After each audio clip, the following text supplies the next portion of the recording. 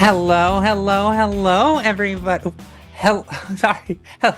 Why am I losing my mind? Hello, hello, hello, everybody. That was my brain short circuiting because I was like, wait a minute, I left the audio on. Let me start that again. Mm. Hello, hello, hello, everybody. This is the line on the Transatlantic Call-In Show. We are live here with Lux and Josie, where you get to talk to real life trans people about, trans things. You can call in about pretty much anything that goes through your mind. If you think we shouldn't exist, or do you want to know more about why we exist? That's what we're here for. So yeah, Lux, how are you today? I'm doing okay. I'm doing okay. I have had a very silly realization recently, which is that I think I need two pairs of glasses, which is not to say I need two different prescriptions of glasses. Because what I really want the next time I get glasses is these are just for up close, and Yeah. I would like to get astigmatism glasses with an up close portion on them. You know what I mean? You Um, mean bifocals? yeah. They Yeah, have but those. I'm just I'm just explaining what the two different windows are for. Um, so I want glasses that I can wear everywhere because I just would like to be able to see in general. But I need a mask and a femme cut of glasses, I think, because I just Oh, these are okay. just not quite these are not quite vibing with the trans mask vibes today. Um, Oh, I see. I so but see. anyway, I Yeah, just think that that's a totally get silly it. thing about being non-binary. I totally understand. I had bifocals for like a year of my Mm, life, and apparently all I needed was a year, and then my eyes like fixed themselves. okay, It's like a very interesting. sometimes that happens. So like Mm, you can do that. So I had no line bifocals, so nobody knew I had them. yeah, So that way I just used them as my everyday glasses like I do now. But yeah, yeah, makes and then sense. after a year, my eyes just like healed. I don't know. Yeah, because it's like when you strain your eyes all the time, your eyesight gets worse. So I guess once you let your eyes relax because your vision's being corrected, then your vision can kind of like get Yeah. better. It seems like it should be the opposite. Like that working out the muscle makes it stronger, but nope, it makes it worse. Eye strain is bad for you. Well, I had my niece had to have an eye patch on her Mm. eye for like a year because her other eye was so strong it was weakening the other eye. Oh, weird. So you had to like block out one eye to strengthen the other eye until Interesting. they were equal, and then she was able to take an eye patch off. So like she was like That's this like fun. little 6 year old running around with an eye patch. Just Just a little like pirate child. yeah, That's yeah, hilarious. little I love pirate that. child. Yeah, Yeah, yeah, yeah. exactly. Amazing. What a shoe So in for the Halloween costume that year. I know, right? Easy choices. But anyways, so yes, call in. This is a debate show. And if you are in the United States, call in to 720-619-2288. And if you're out of the country, please use the caller that is in the link below. Also, if you haven't liked and subscribed yet, what are you doing? Like, what you got to do that. Do that now. It's It's quick, really it's easy, it's helpful. free. Do it. Yes, do it. Also, we read super chats at the end of the show. So if $5 or more, we'll read your super chat. And on TACIS here on the Transatlantic Call-In Show, we actually will we do a competition. So if you write hashtag Team Lux, hashtag Team Josie, the loser of that competition will have to argue a position. Last week, I got to argue that transphobes do not deserve dessert. And I think that was the best one that I've ever debated for Yeah. because there was just so many innuendos of how their bitterness will ruin anything that is sweet. So keep your tongues away from me, type thing. So it Yeah, was a it fun was time. It funny. was a fun time. It was good. It was good. So yeah. So let's before we get started, make sure you call in to make sure the lines are open. And the amazing Arden will be screening your calls. So if you want to have a chat with Arden, well, that's a way to do it. But make sure you have a good debate topic. With that, we'll go ahead and go into last week's poll. Mm. She's probably screened. and she is in the middle of screening the calls, so the That's okay. multitasking is hard because Lux knows that life. I know that life. Producer Yeah, life. There we go. yeah. So should anti-trans messaging be banned from inclusive spaces? And option choices was yes, it should be banned. Anti-trans isn't inclusive, and no, it shouldn't be banned. We don't have to include everyone. And not surprising, 94% said yes, it should be banned. Anti-trans isn't inclusive. Lux, do you have anything to say to this? Yeah, if y'all don't remember, this was something to do with the WNBA. I think some transphobes basically purchased some front row tickets and they wore an inflammatory anti-trans message on their t-shirts. And someone who works for one of the teams or I for the think one of the WNBA, players, maybe one of wasn't the it one of, players, I don't yeah, remember. yeah, But so someone complained in an official capacity about these people, and they were like, "I would like these people to be removed. This message is hateful. This is supposed to be an inclusive space." Um, and then people were mad at that woman for it, and it was a woman, right? Who was like, "I'm pro-trans. This anti-trans message isn't welcome here at this women's sports team area." Uh, so yeah, it's interesting. Like, oh, protect women, but they don't seem interested in listening to women when they say like trans women are not a harm threat or a threat to me in any way. And that they don't appreciate that message. Basically, like, someone. I don't think someone should be able to basically buy advertising space at a basketball game or any kind of yeah, baseball game. Like, I mean, there's, the official capacity in which, you get advertisements for those kind of events, but I don't think that you should be able to just buy seats and basically put an advertisement there, which is effectively what this is, or a political slogan or a yeah, propaganda or whatever. So, yeah, it seems like there should be, if there's not already some kind of robust rule around that, um, or like, when I was in school, you couldn't wear messages that could be construed as hate speech on your clothing. So, like, is there not a rule or something about that? yeah. Well, I mean, Like, what if was somebody had the really, N word on their t-shirt, would they let them yeah, hang out courtside? Like, I don't think so. yeah, that is true. But I do think I heard there was a coach in the NW I'm sorry, in the can't speak today. WNBA that wore a trans inclusive shirt during the game, Hmm, in response, and I thought that's it cool. was really great. So it was pretty cool to see that as well. So yeah, we are in that world, as corporations across the country as well are starting to pull funding from corporations and like government agencies. Obviously, we know about government agencies, but a lot of like national, even like nonprofit groups that give money to groups are pulling out of giving money to queer groups because they are risk assessment, and their risk assessment says to give Yeah. money to queer groups is a risk in the current political climate. So we're seeing a lot of really damaging things to even our core, queer organizations across the country. So it is getting rough out there. It's getting rough out there, but like all things, this will come to an end. At least I need that to be true.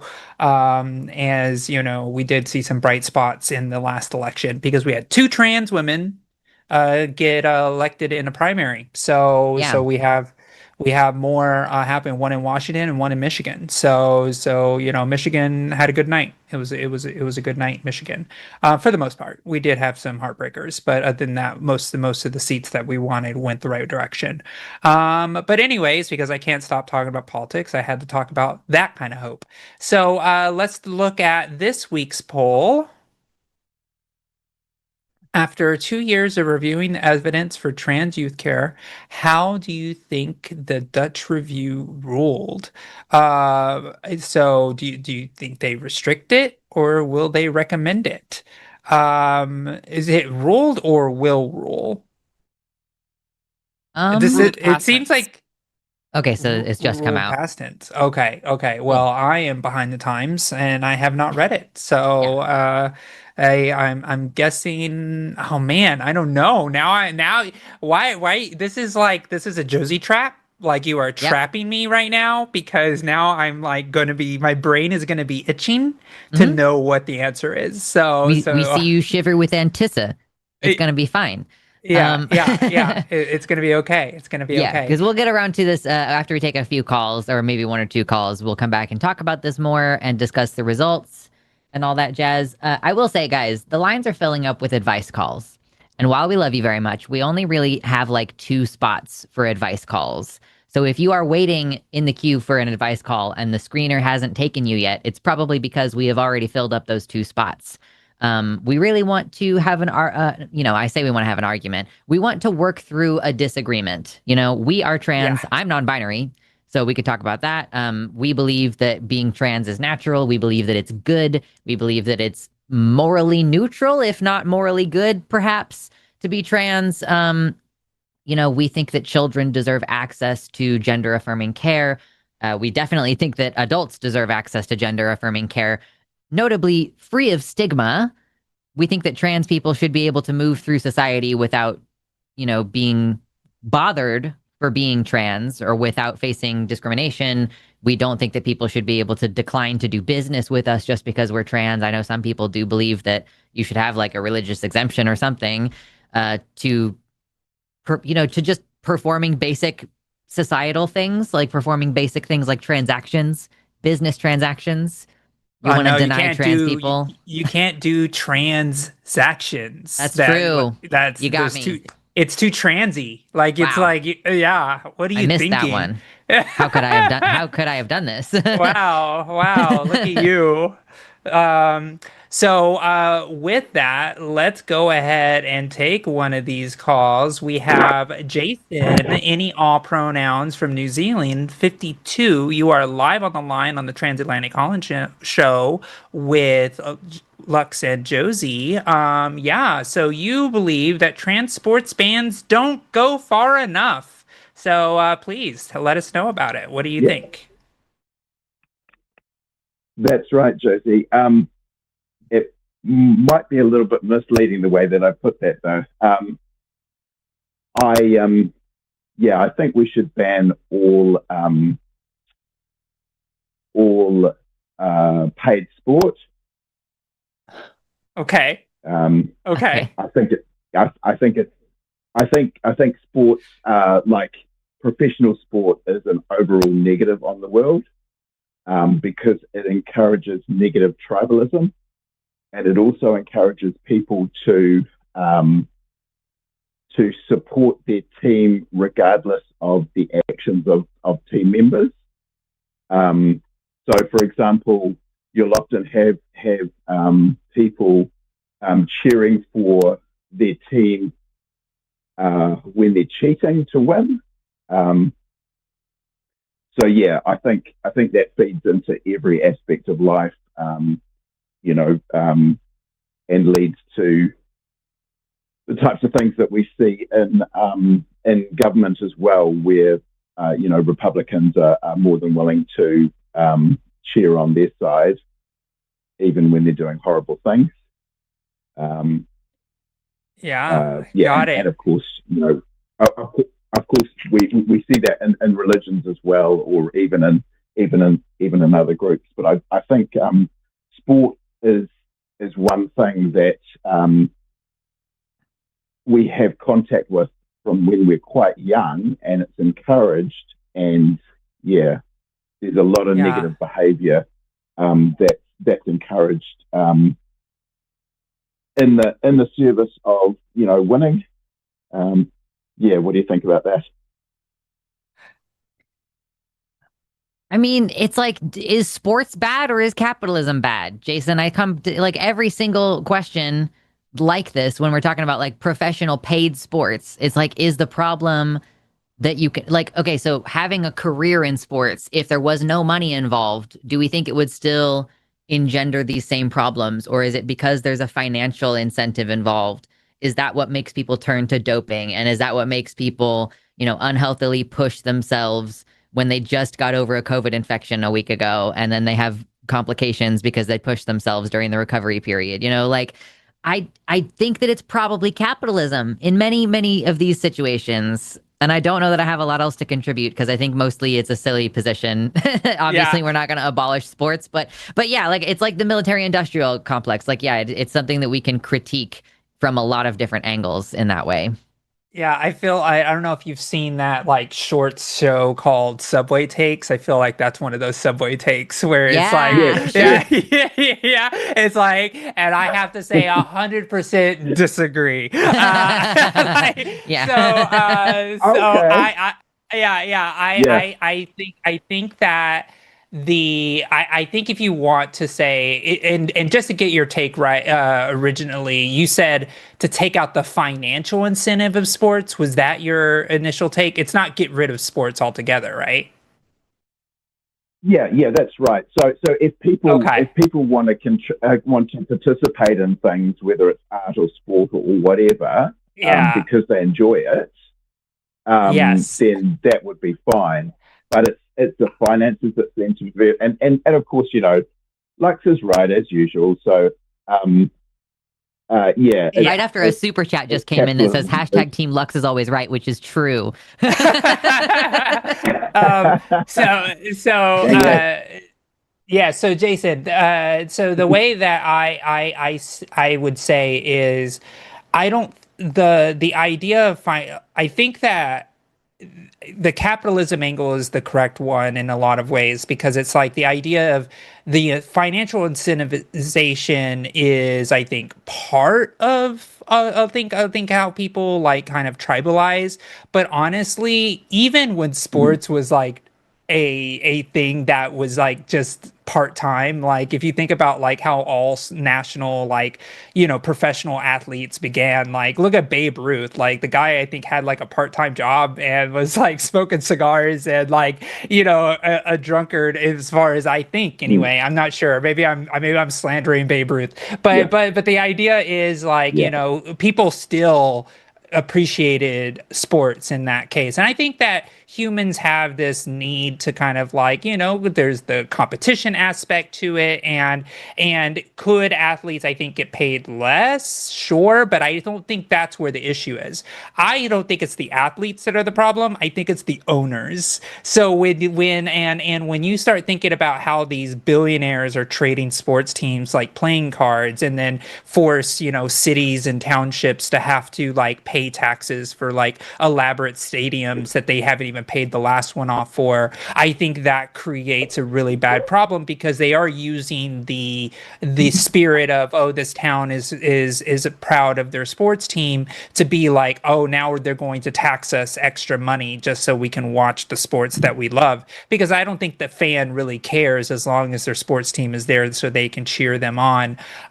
So yeah, I would have to say that the incentivization of having professional athletes is fine. I think the worrying part is how there are people who don't even play the sport that are the ones making the fortunes on the backs of the athletes, and that to me I think is the real problem. And again, fans will be fans, like that's just how they are. Like, oh, I don't care if this person like abuses his wife, he catches a ball well. So it's like okay, that's a little beyond the line, but that's Yeah. what the law is for. The law is supposed to say I don't care Yeah. how great of a ball catcher this person is.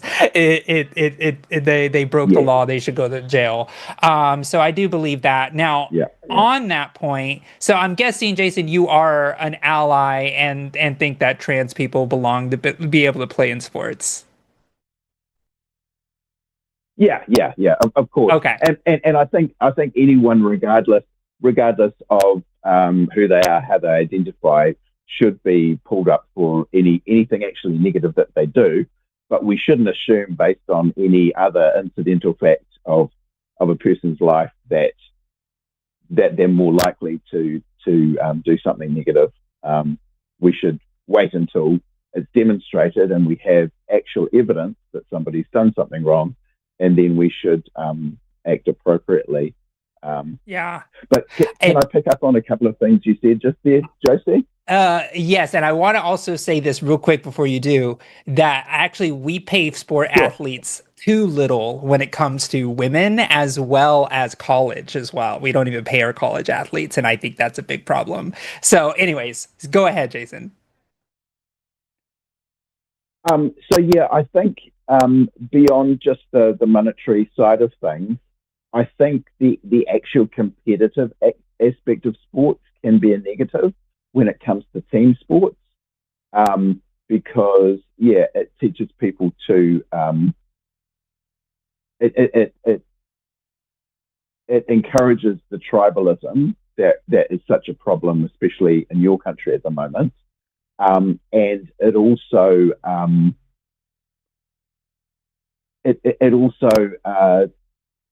like if we had more cooperative activities that we were doing, then it would encourage us to seek more cooperative solutions and work together. Because I think working together is the main advantage that humans have over every other animal. Yeah. Yes, I am. I guess the thing that I think about a lot is like humans are social animals and we're always going to do weird social things. I don't know. I I think know, but it's I just embedded think in our DNA. Mhm. Don't But you yeah, I think? just think it's better to encourage people to be cooperative Oh, and form yes. alliances and work together rather than cooperate and beat each other down kind of thing. Um, But wouldn't you think yeah. that Um, healthy team sports actually encourage that though? um, well, I mean, it's like you'd be probably aware of like some of the prison style experiments and other sociological and psychological experiments were done, which showed that if you put people into groups, that can encourage them to act badly towards people who aren't in the group. Um, and this is something that we do on a societal scale that encourages that negative behavior. And I think it was the Milgram prison Yes. experiment, which But that's a very different thing kind of though. spiraled. Wouldn't you agree because I because don't think. the premise of the Milgram experiment is the idea of hierarchy. It's the idea that you are placed above another and then subjugated, in that way. Where in team sports we all say we're equal on the field. It's just going to be by talent and teamwork that allows you to win. You're not trying to think that you're better as people. Like you're not trying to subjugate the other team to your will. It's more of a we're both equals on the field and we're just going to see how we play it, because I think the Milgram experiment is prisoner versus prison guard dynamic is different from like two sports teams meeting eye to eye on the field is a very different thing. Wouldn't you agree? I see the point, and I think it is definitely something to consider. Um, I do think though that people people who have a strong preference for a sports team um, do tend to look down on other teams um, and, and ignore their own team's wrongdoings. And you might not have heard as much about it, and I don't think it happens as much now. But in the past, there have been soccer riots in the Of UK, course. Yes. where there was a lot of violence that happened, and it was because someone's team didn't win, or they perceived that the other team had done something that they shouldn't have. Um, so yeah, I think it is a pretty short walk from just forming these solid groups with solid group identities to um, acting out against groups that are perceived as other. And I think anything that we can do to minimise that tendency is better for everyone, really. Well, of course, we should teach people to not destroy their cities because their sports ball team didn't win. And I like I think that is I think good human nature to be able to do that because, I think that goes into riot psychology more than the actual game itself of like, if everybody starts, looting and breaking windows, there's a mentality that people are like, oh, I'm going to join in. And like, this seems like a good time. I'm going to be a part of the group and I'm going to destroy stuff. I think the average onlooker is not going to be like, I hope my team doesn't win or I'm overturning that police car. I think there's a lot of things that lead up to that, from the alcohol to the person who's already kind of like predestined to want to turn over the car and they're looking for any excuse to do it. It's just like, I'm ready to turn over a car. Just give me a second. Let me have a reason. And then maybe the spirit of a game can have that to happen. But I think it's an interesting thought. I think that. But don't you think it's weird that especially right wingers are so quick to say, oh, video games encourage violence when there's, we have no data to support that, and yet with sports, there is a lot of evidence that that competitive aspect encourages violence, and yet there's no outcry against that. Yeah, I just think it's weird.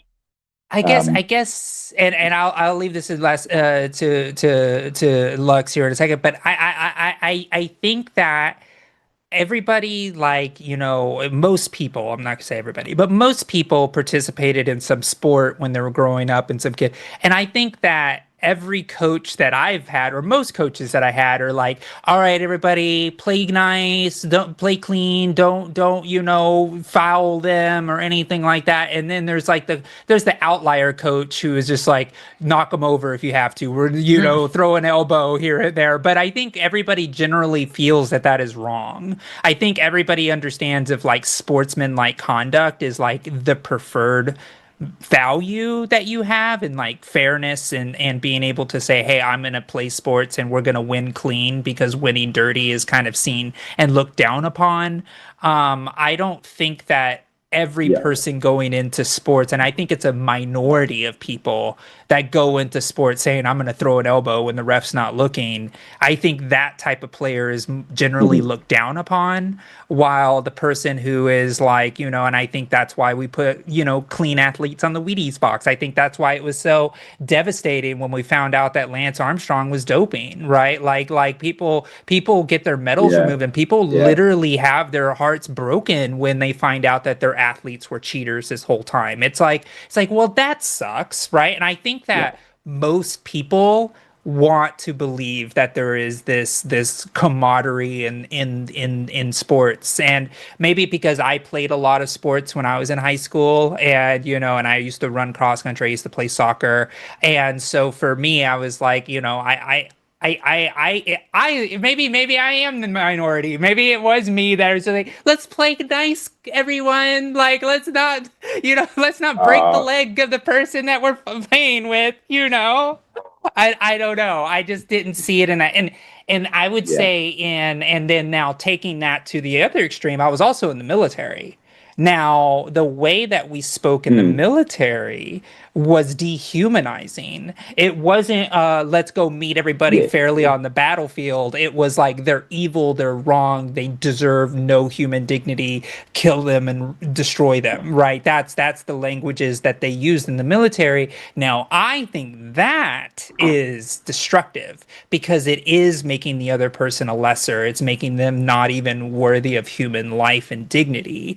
And I think that there is a difference between there's a chasm of difference between somebody playing sports on the sports field and somebody in the battle of war that uses dehumanization as their tool to make the other person an other. And I think that happens in politics as well, where where MAGA people are like Democrats are evil and deserve no dignity or human, and then there's also Democrats who are like MAGA people are maggots and they don't deserve rights and things like that either. And I think we all fall victim to that type of sports, because that to me is where I think a lot of the problem is that people with different ideas are seen as lesser and do not deserve human life. Now again, you can draw the line of like Yeah. somebody who is like a full-blown Nazi, and like going against that idea that Nazism is a bad thing and that it should never be, seen as an equal idea in the field of ideas.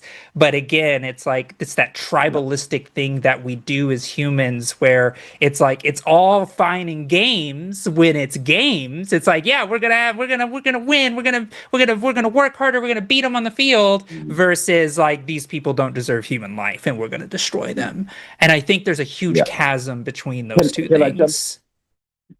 Yeah. Yeah. Can I jump in on a couple of things before you, Sure. Lux? Is that all right? Yes, and then we'll move on. So yeah.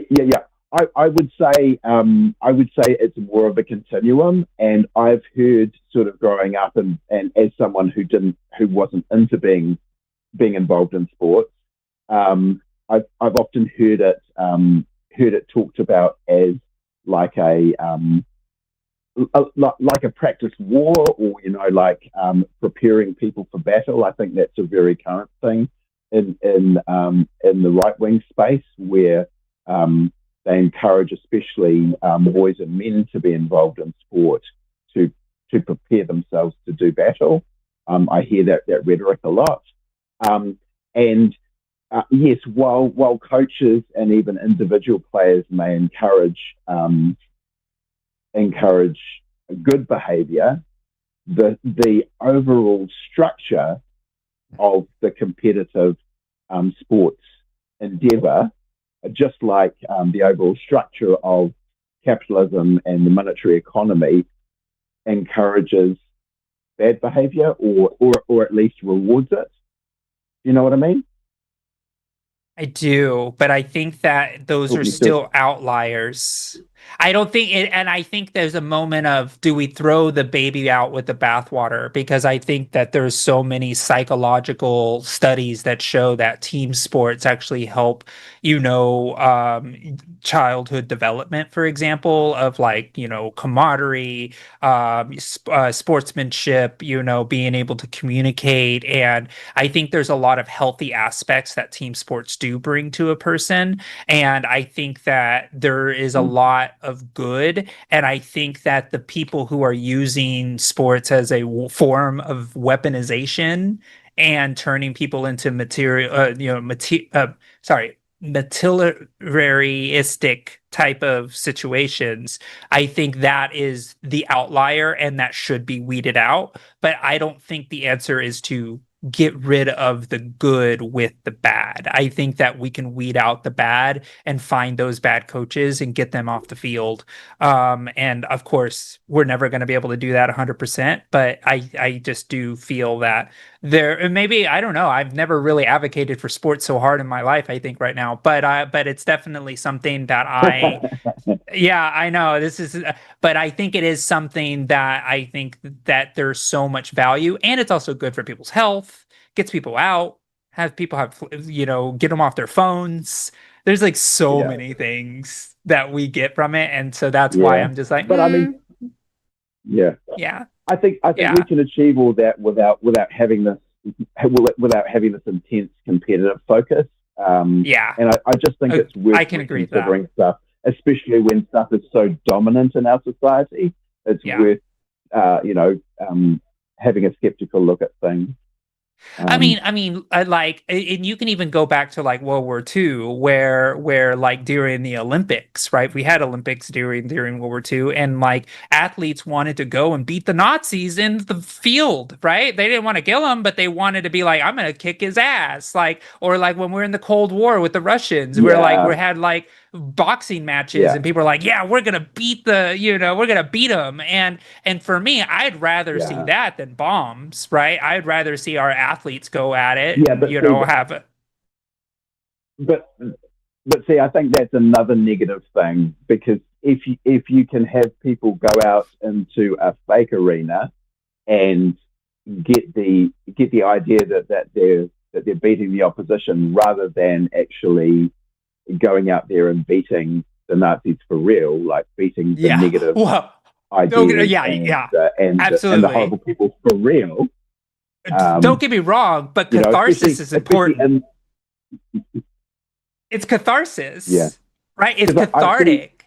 Yeah. It's a release, a societal release of stress. Yeah. And that release isn't always good because, like, at the moment in your society especially, I see there's a bit of a danger if people feel like, like they'll hear people mocking Donald Trump, they hear that there's support for the anti-MAGA movement, and they get the idea, okay, all right, that's fine, we've handled things, instead of feeling the actual urgency and the actual those negative feelings that might spur them into actually going and doing what needs to be done, which is voting and taking actual action. But and I think we are going to move on from this call. We are going to move on from this call, but I really appreciate the conversation. But I do think that sports is a microcosm compared to everything that we're talking about. But I will say that it was a fun thought experiment. I appreciate you. Cool. Yeah. Can I just ask one question for Lux? Quick one, sure. Cool. When I was at university, I came into contact with a concept called androgyny, which was a different way of seeing gender. Are you aware of that, or? Yeah, I mean, androgyny is an interesting term because I think what the word actually means is like a mixture of masculine and feminine features. But a lot of the time when we're speaking English, people use androgynous to mean like lacking a particularly gendered direction. Like it almost means like genderless or gender neutral, which can be kind of frustrating if you're very into etymology. But yeah, I'm familiar with the overall concept. This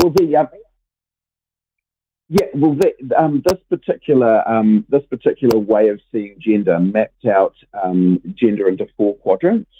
So there's a typical masculine and feminine, and then it also had 2 additional quadrants. One was androgynous, which meant having high levels or relatively high levels of masculine and feminine characteristics, and then undifferentiated, which was having low aspects of both masculine and feminine gender. Interesting. And I think that's an interesting, different way of looking at gender expression, at least. I've also seen people add an axis to the masculine, feminine spectrum that's like intensity. So from which I guess like one of these is kind of looking at like expression versus one, like we could put the same chart together, but just look at identity versus expression. So yeah, it is a really interesting concept. Yeah. Awesome. Well, thank you, Jason. Appreciate the call. Awesome. Talk to you later. Bye-bye. Cool. All right. Great. Great. We have somebody waiting who I would love to talk to. Let's see. I think I know. I think it's the 1181. Yeah, okay, got it. Yes. I'm gonna do that one. Oh, are you still on call-in studio? Is that what's happening? Yeah, that's what's happening because I am hard to do change. Change is tough for me sometimes. Is that also why you are not seeing our chat? Yeah, that's exactly why. Okay. I'll log on here in a second. So with that, we have James from Oregon. You are live on the line on the Transatlantic Call-In Show with Lux and Josie. You want to talk about how the process of transition itself is unnatural. So please lay it on us. I do. I think, and it's not just transitioning. There's this whole movement going on today for body modification. And I don't really view the trans community as being, distinctly separate from that general societal trend, right? Like you see people going to places like Turkey has become super renowned for doing cheap body modifications. And I had mentioned it, when I did the screening, but there was this police officer, I saw it on the news this morning, a police officer, I think she was from Texas or somewhere. She went to Turkey to get some kind of body modification done on her face, and she died in surgery. So there's definitely a cost to the kind of surgical modifications that have become increasingly popular in society. And I feel that it's all synthetic, and it has, maybe people think it has a mental effect on them in terms of how they see themselves. But that process is not natural. I would like to dig in on that part, because when there's a distinction that we draw between kind of what you're talking about as sort of cosmetic procedures. So like somebody getting, a hair transplant, or like, a Brazilian butt lift. Like a lot of the times people do those things, and sometimes, the procedure isn't approved in their country. So they go to another country and get, some crazy stuff that we would not normally allow. And that's been a problem for years, right? Like, I think you're familiar. That's been a plastic surgery problem for a long time. But there is a distinction medically, like in the sense that we've studied this a lot, we've looked into it a lot.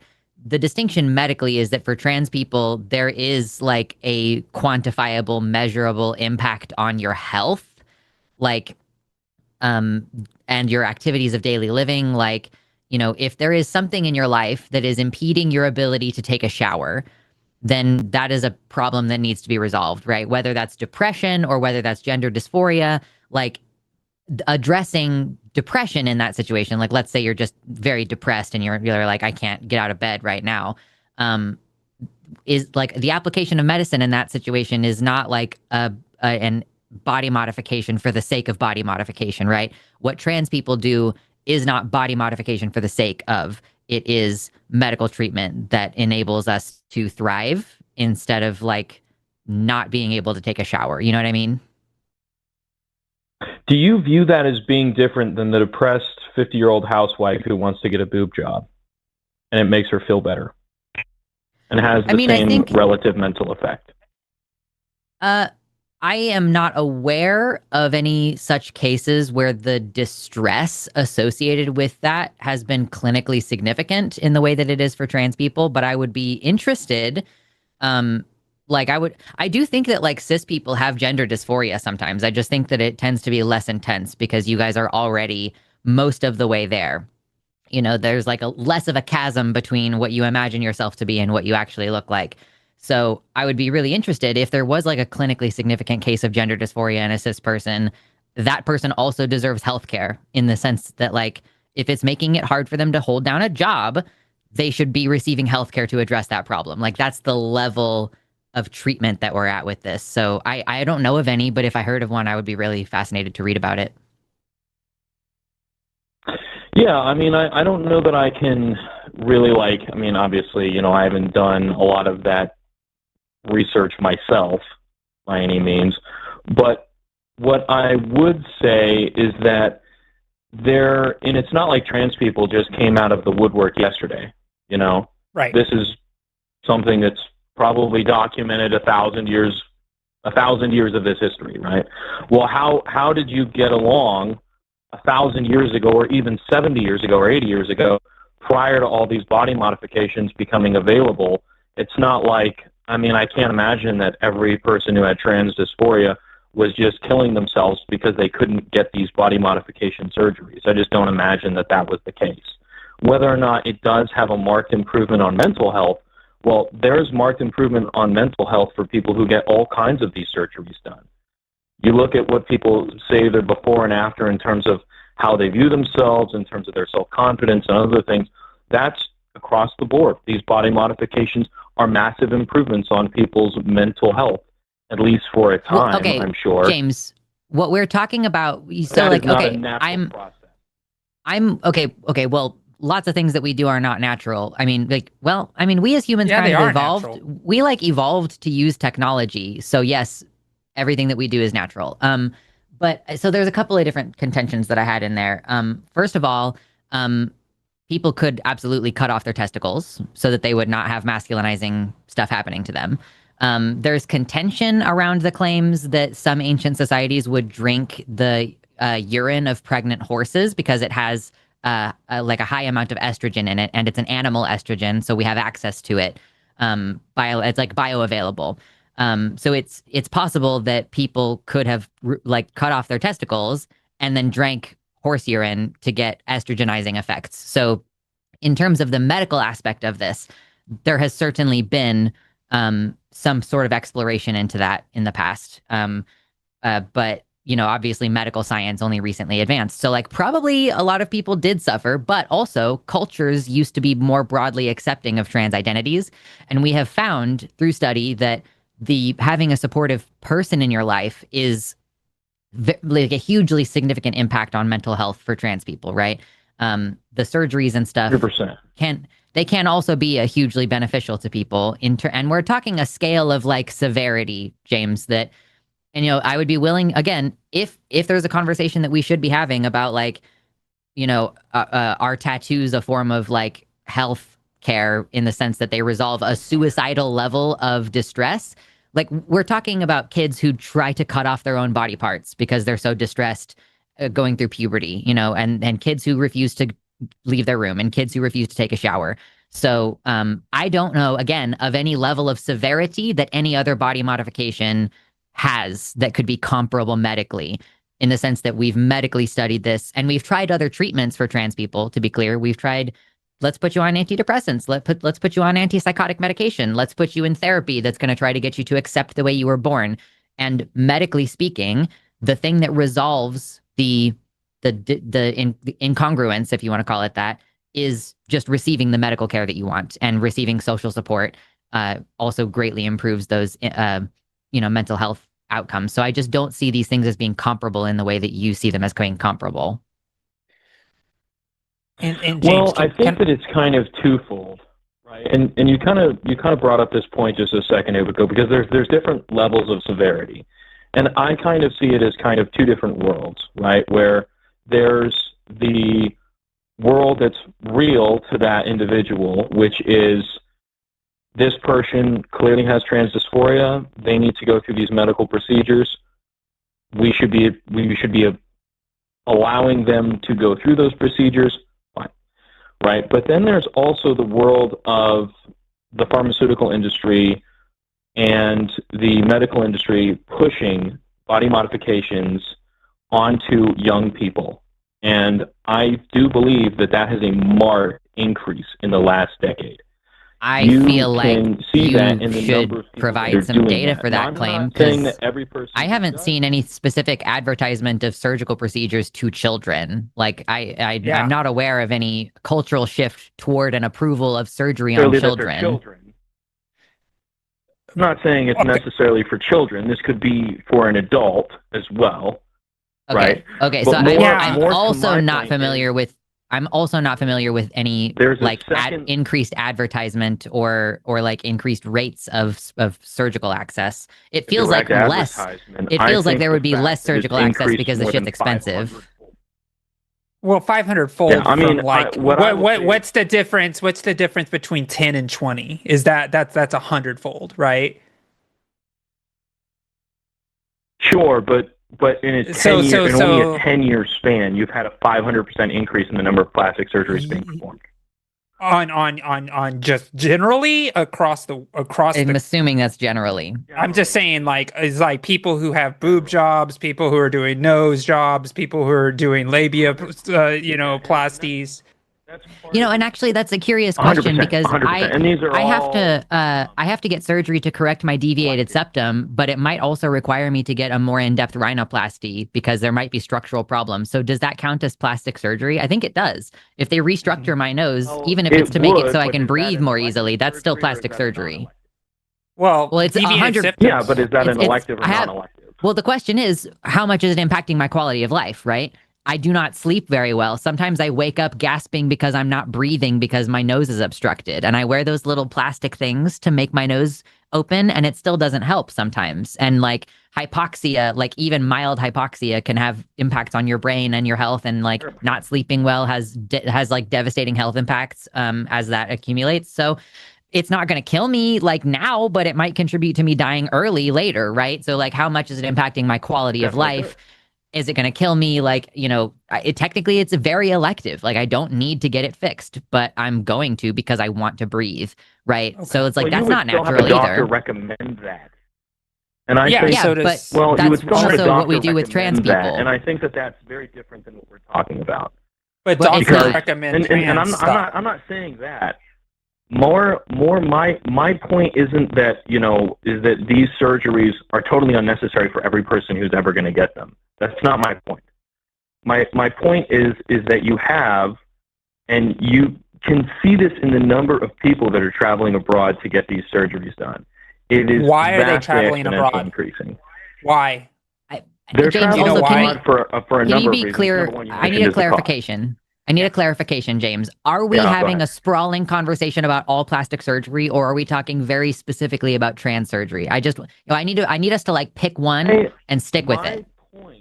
My point to it is that you do have, and I live here in Oregon. People here are very friendly. We're very trans friendly here in Oregon, right? I have no problem with people who are trans. I have friends who are trans, right? That's not my point. My argument is that the surgical aspect of transitioning is definitely profitable for people out there. There is definitely profits to be made on it. And that aspect is being pushed onto people who I believe James, there's no are evidence of that. then I don't know that there's any evidence that it's being victims. pushed on Like people. I'm trying to push a sale on you of like, oh, well, you're trans, right? And I feel it almost can be a taking advantage of a person. You're just making In this up, order though. to Where is get this them- happening? Who is pushing this? Where is it? Okay, because that's a different doctor, right? You know that the doctor who you have your first conversation about surgery with is not a surgeon. So what financial benefit could my primary care physician have if the hospital that I want to get surgery at is a completely different hospital in a completely different state? I have to bring it up to my primary care physician. I have to say, hey, I want this procedure. Okay. Are you flying Okay, to so Turkey to hold get on, these procedures done? James. I So don't then it have the doesn't money. So apply to you. here's the There are question thousands on this. of people. Sure, here's the question. Do you support universal health care? Yeah, in principle. Okay, Okay, great. so the solution to this problem is just to do universal health care. That's not going to make plastic surgery happen less necessarily. Like, if you're worried about it being a business and like that is sure, yeah, but like I am not seeing evidence that trans people are being pushed into surgery. Every trans person I've ever talked to who's gotten a procedure done has been like, wow, I wish I had done this sooner and it's improved my life so much. It's not frivolous, it's not cosmetic, it's not for fun. Nobody and like trans people also, like, this might not be the case for some other people, but trans people have to work really hard to access these things. So either you had to save up $30,000 to fly to Thailand and get a surgery done, or you had to get multiple letters of recommendation from psychiatrists. Everybody, it costs everything. But James, I don't understand. Like, okay, so when you're diagnosed with the procedure, like, let's say you need a hip replaced, right? You know that when you go to a surgeon, the hip replacement, they let you have different models of different hips that have been done, or you can shop around for different surgeons that do it different ways. Do you think that all those different surgeons that are dealing with the diagnosis of the fact that you need a hip replacement are in it for the profit because they give you different options? Well, I mean, partially, yes. It's profits for the doctor, profits for the hospital, profits for the surgical department. Just like so they're trying to offer you something, and they're all offering you something that's a little bit different to try to get you to go there, right? But yeah, which they do, yeah, for sure. Like, and they even patent things. Like, there's a patented vasectomy method that only that one doctor can do because he patented the method. You know? Yeah. And so like, James, it seems like your contention is you're mad that surgeons are trying to make money on a procedure that is in demand. Well, it's partially like, when you look at, society at large, right? And I'm not saying this is, and like when I started, this is not exclusive to the trans community. But the seeking out of these, I need this, I need that, I need this surgery. I need this surgery now. I mean, you look at Hollywood. It's I mean, how it's many? I mean, but you a talk about lot. But plastic. again, Hollywood is, James, I understand. I understand what you're trying to say, but I'm just trying to say it's like your contention just seems to be about like there are surgeons that provide surgeries. No, my contention is it's the same type of like when like are you familiar with the Purdue Pharma case with opioids? Oh, of course, yes. Okay, yeah. So and I you know I've been in that area, living in that area before, so I'm very familiar with it. So you know they were doing underhanded advertising, and it's hardly even recognizable. And there's, you know, I encourage you to look into how these companies are advertising for some of these surgeries, and it's targeted. You know, it's targeted towards trans people. It's not, James. James, it's not. They know in your consumer data that you're in transition. They do. No, That's James, what I'm trying to say. do you not think that like we're talking about, so when I as a trans person with, you know, with that was diagnosed with gender dysphoria, and just to let you know, like I wasn't some like susceptible person that was like, oh, I think I'm going to be trans today. I, you know, was 34 years old. I used to operate nuclear reactors. I was in the Navy. I used to do all that type of stuff. Right. But the thing is, when I said, okay, yes, I am accepting of the fact that I am a trans person and always have been, I then went to doctors and said, okay, tell me the steps of what the transitional process is. And then I also did research on the side. I sought out the care. I was the one, nobody said you need to have a vagina surgery. It was me that made that decision. Nobody told me that I needed to get this because it's so evasive that it's one of those situations where the patient has to seek this type of care out. Now, when I did my own research and figured out what surgeon I wanted to do, that was because I went through the community and I was like, okay, who's the people that provide the surgery around my area? And then I picked a surgeon and I went with it. That's how I did it. There wasn't like an advertisement. Are you telling me right now, because we're talking about trans surgeries, we're going to get ads for trans surgical care on our phones on Facebook? No, that's not how this works. And you got to think about this as well, especially when it comes. Purdue Pharma never did that for opioids, but they advertised the shit out of opioids. Purdue Pharma and opioids. James. You also need opioids after surgery. Yeah, like opioids. What we do now is we don't give people pain surgery treatment. Like I know somebody who just straight up did not have pain management after her cancer surgery. Like we're rebounding the other way now. And you got to think about it, James. The fact is the number of people that need opioids and the number of people that are prescribed opioids is a drop in the bucket compared to how many people are prescribed HRT for transition related healthcare, people who are getting vaginoplasties, bottom surgeries. The total number of people, opioids, the total, James, opioids on a far greater basis. There's less than 1% of the population trans. That's what I'm saying. 5% of the population. James, do you have connection issues and you can't hear us? You're trying to catch her in a gotcha, but that is what she's saying. She's saying it's not comparable, Gotcha. James. Yeah, it's one of the problems maybe is that you keep talking when we are talking, and maybe that's part of the problem because we can't hear each other when we're both talking at the same time. This connection does not really support that. She is saying that it's not comparable because people get prescribed opioids much more often because anybody can be prescribed opioids. Trans people are a very small number of people.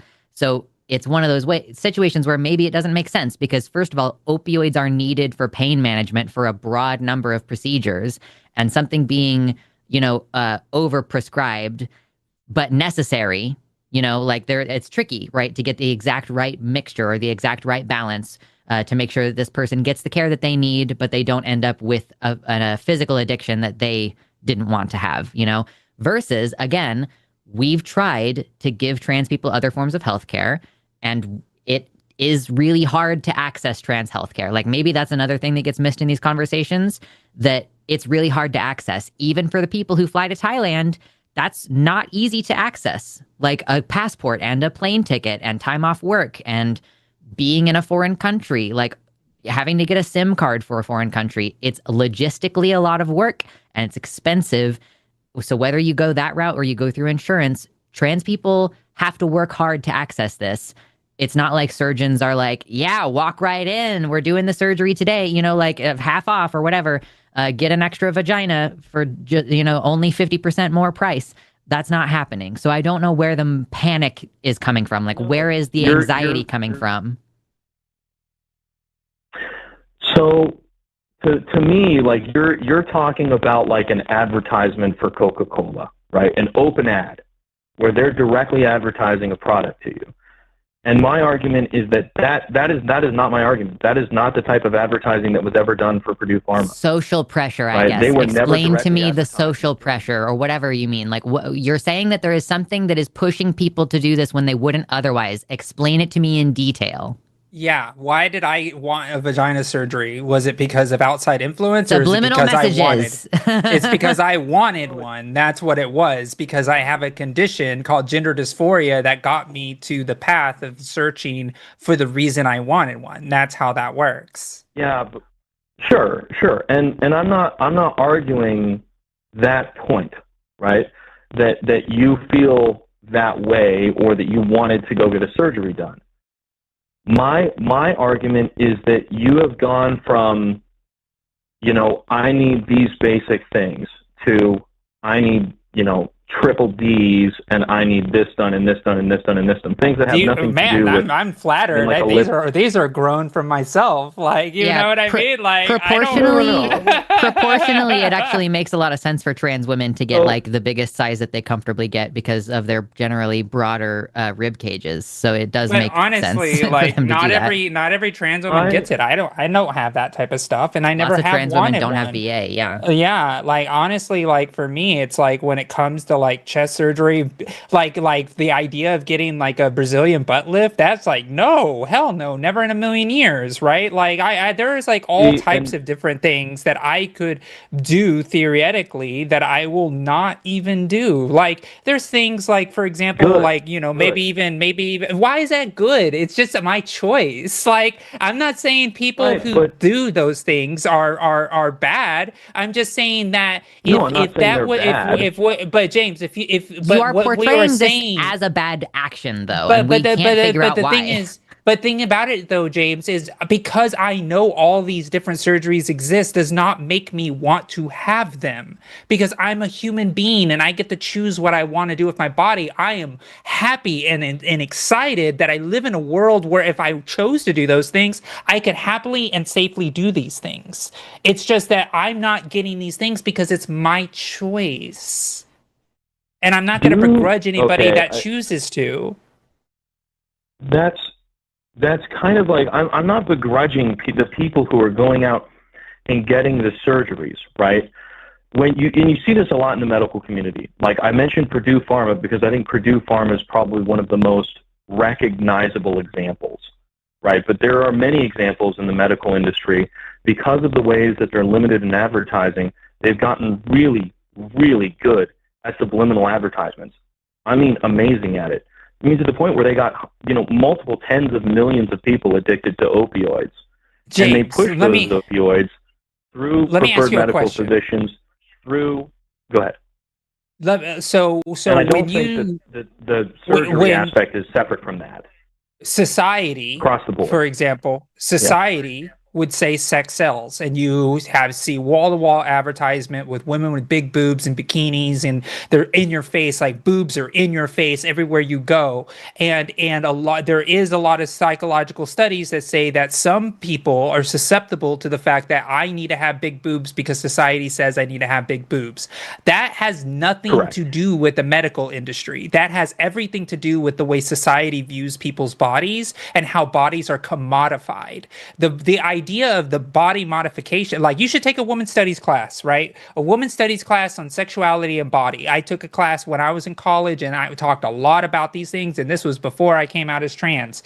I learned a lot about, women's studies and how bodies are commodified, how sex sells, how the idea of the perfect pregnancy is sold in a certain way. Like there's a lot of data that does show that the way the pregnancy industry is commodified in a way where they're trying to tell women to get C-sections so they can get them in and out so the bed is open sooner rather than having natural births.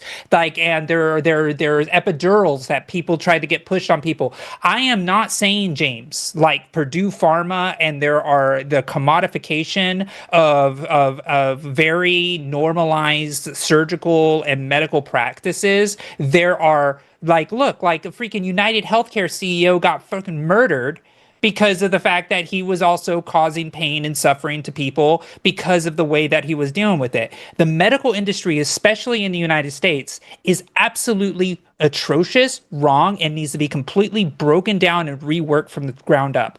I am agreeing with you. That's why we were talking about universal healthcare earlier. The idea that we need to fix our medical process is 100% true. 100%. I could not agree with that case even more.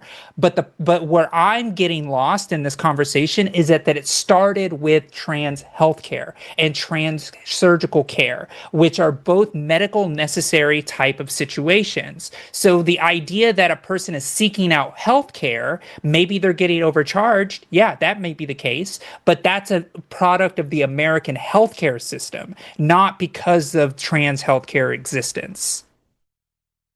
I would expand that and say it's not just the American healthcare system, but it's the profitability of the privatized medical system. I agree, globally. And I think that 100% agree. Other things like that, and I think we are on the same on a lot of the same points here, because I'm not coming at it as an attack on trans people.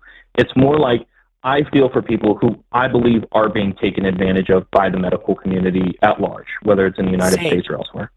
That's why I run for office. That is 100% the case. Now, I guess that's why I think we've been having problems and talking past each other in this conversation, is because your first statement was about the fact that transition is itself is unnatural. Now, I don't know why you started there, because we could agree all day on the commodification of the medical and the privatization of the medical industry has caused so many problems in our healthcare, from outcomes to achieving these to even getting the medication, to the insurance companies, the skeeziness of Purdue Pharma that is getting people addicted to opioids. Like, all of those things are 100%. So why did we start with trans stuff is my question.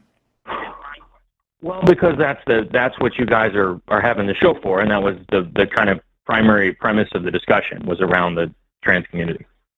Okay, so I think that's where we got lost, because because originally when I was thinking about this conversation, you were like, the process itself is unnatural, and I'm like, well, yeah, humans holding cell phones on them for hours a day is also unnatural. But the idea of I was really thinking about the naturalization fallacy of the idea of this is natural, so therefore it is good. When I think humans have been modifying their bodies from the very beginning for a long periods of time, and it's very natural for humans to want and do such things.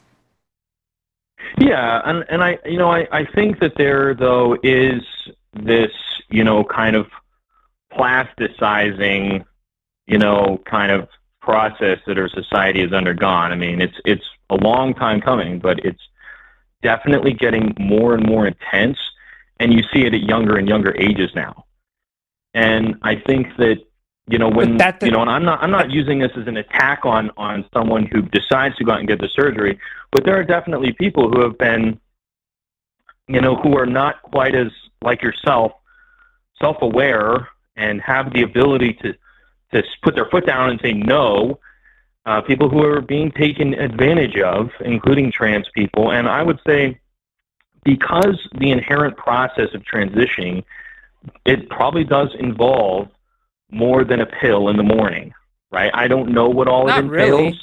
And for I a lot of people, that is, really for a lot of people, that's it. Yeah. $10 prescription. So are we going to sue Hegseth for being in bed with big testosterone because he wants to give it the idea, most trans people are going through hormone replacement therapy. And I can tell you right now, there are more women taking estrogen for premenopausal symptoms to try to prevent menopause at an earlier age than they would like, and testosterone replacement usually therapy. It's over 40. And then men for testosterone over 50. So the idea is those are the two there's a big difference, though, motivations between a pill and surgery. Well, I mean but that doesn't matter, because the trans person is the one seeking out that care because they need the care, right? Yeah, Because that we can't police how people get care, and when you talk about young people, we're using standards of care and it's in the trans community's best interest to keep regret rate low. That's why it's like less than 1% when it comes to regret, especially in minors getting surgical care as well. So we know these things, but more people regret knee surgeries than they do transitional related health care. Also, I just gotta say, doctors are incompetent. Like, okay, I want to circle back to, I brought up my deviated septum earlier. You're not wrong. I brought up my deviated septum, James, and you were like, you kind of seemed like you were like, yeah, that's fine though. A doctor would recommend that. Like, it's cool, and like, even though it would be an elective surgery, it would be a plastic surgery, it would improve my quality of life, but it wouldn't save me from dying imminently. So I'm like trying to hone in on like where, what's the distinction between like your overall claim about you don't like all these surgeries, and listen, this surgery would cost me $10,000, except that I have insurance, and so it's going to only cost me like $300, but I pay fucking $600 premium a month, so whatever. But like, yeah, you're still paying for it anyways, just over time. Yeah, I'm paying for it, right? Yeah. Right. But it doesn't seem like you take issue with the industry of ear, nose, and throat doctors performing septoplasty. Again, this is just a quality of life surgery. It's completely elective. It's unnatural. We invented it. They're gonna put anesthesia in my face. That's a chemical. Pharma, big pharma making money off of that lidocaine or whatever. So I'm just trying to figure out where is the line, between a surgery that you don't like and a surgery that you're like, I don't really care. That's kind of the important distinction that I should make here. So, like, to me, right, that line, and you mentioned this earlier because you said that we have a standard of care in the United States. Well, a lot of people, and we talked about this already, going overseas, there's no standard of care in Thailand for you. I mean, there is, but it's not like it is here domestically. It's like different. And so, sure. Yeah, I would say it's far less, most likely, but I don't know the details. I just wanted to finish. Sorry, James. I wanted to finish my thought because I remember what I was trying to say. Nobody recommended me for septoplasty, by the way. I had a sleep study done to be like, why am I not sleeping? And they were like, well, you don't seem to have sleep apnea, so whatever. We're like, what do you want us to do? And then I had to say, I think I have a deviated septum and I need to get a CT scan. Like, to be clear, like, even with something like that, it was not recommended to me. I had to go out of my way to ask because of like doctors don't seem to be very proactive about finding solutions. So like when you say, oh, doctors are pushing all these procedures, I'm like, every single time I've interacted with a doctor, they have not wanted to give me something that I wanted. Like I had to convince them to give me a test that I wanted or a referral that I wanted. They're not like trying to solve your problems for you in a way that makes money for someone. I don't know if your experience is different, James, but like I am just in no aspect of the medical industry am I seeing proactive medical care, really. And most surgeons I know have waiting lists. Yeah, because they have waiting lists because there's so many people that are needing the surgical care that they have. It's not like they're like don't have anybody on their calendar and like, okay, we can get you in next week. It's like, okay, we can get you in a year and a half from now. Right? Like that's usually how these things go, even for ear, nose, and throat. Oh my God, the waiting lists on those things are incredibly long. I had to get an emergency surgery done because of it. Yeah, and for me, it was like I was lucky to get in 6 months because I had like a massive sinus infection. And I had a massive sinus infection that almost killed me in my head. So they had to go in there for evasive reasons because of my infection that I had. So that was the only reason they were able to push me up. And so these are the things that I think about when like surgeons themselves, like they don't have to advertise. Doctors are like, hey, you need this surgery. Let me recommend you to this doctor, and this doctor then gets that surgery, and then that's how it goes. So I don't think I think there is a difference between a surgeon that is going to be a surgeon to be a millionaire because their hands are very good at being steady and can do something very, very unique, and they're able to make money on that because there's so few of them.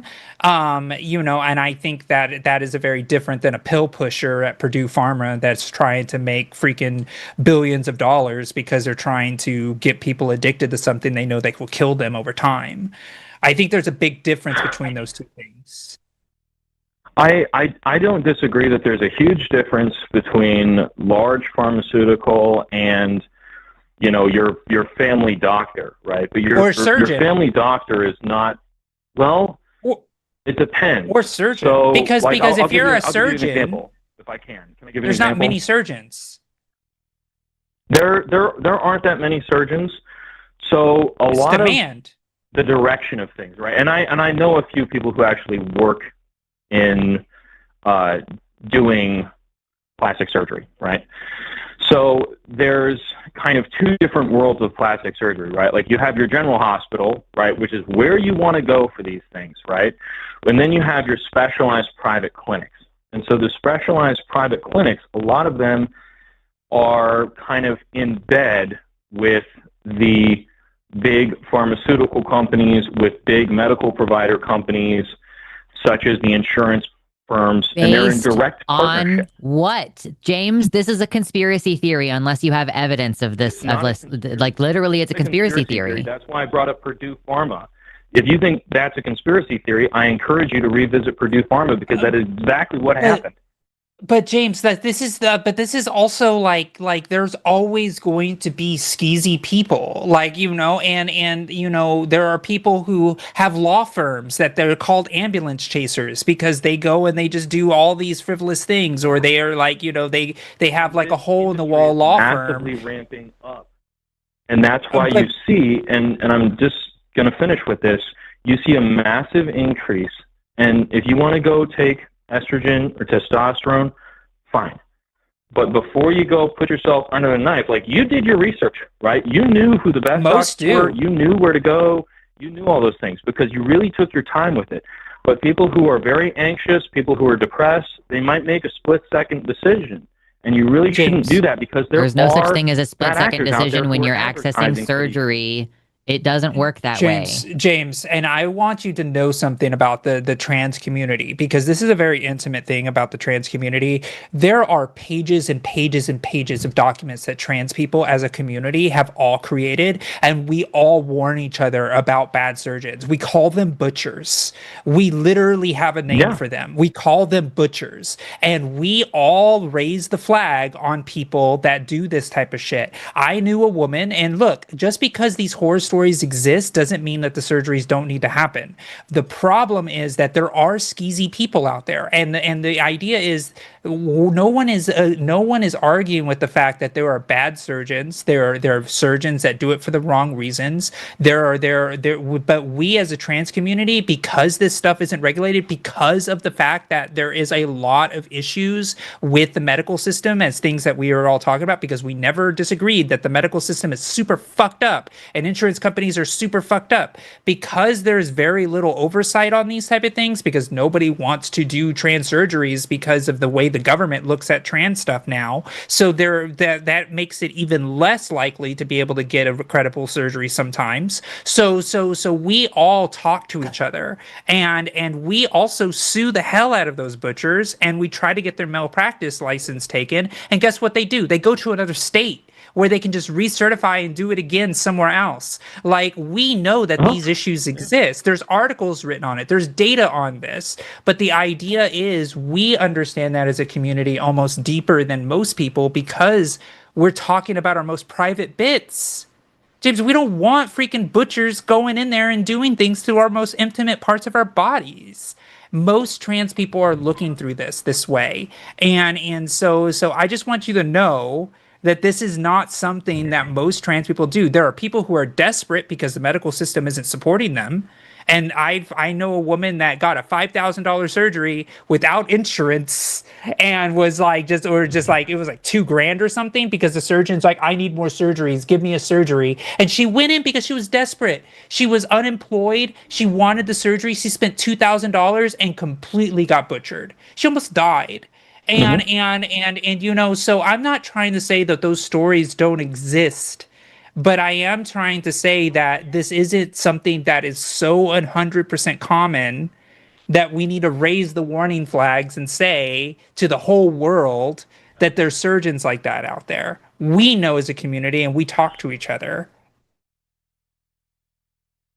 Well, and you know, like what we talked about earlier, I think that this is getting to such a level, and you know, like I said, I mean, I have people that I know that do work in plastic surgery, and they've gone from doing like what you were talking about with getting your sinuses done, or you know, like getting rhinoplasty after an incident or something like that. They've gone from that to doing like 90%.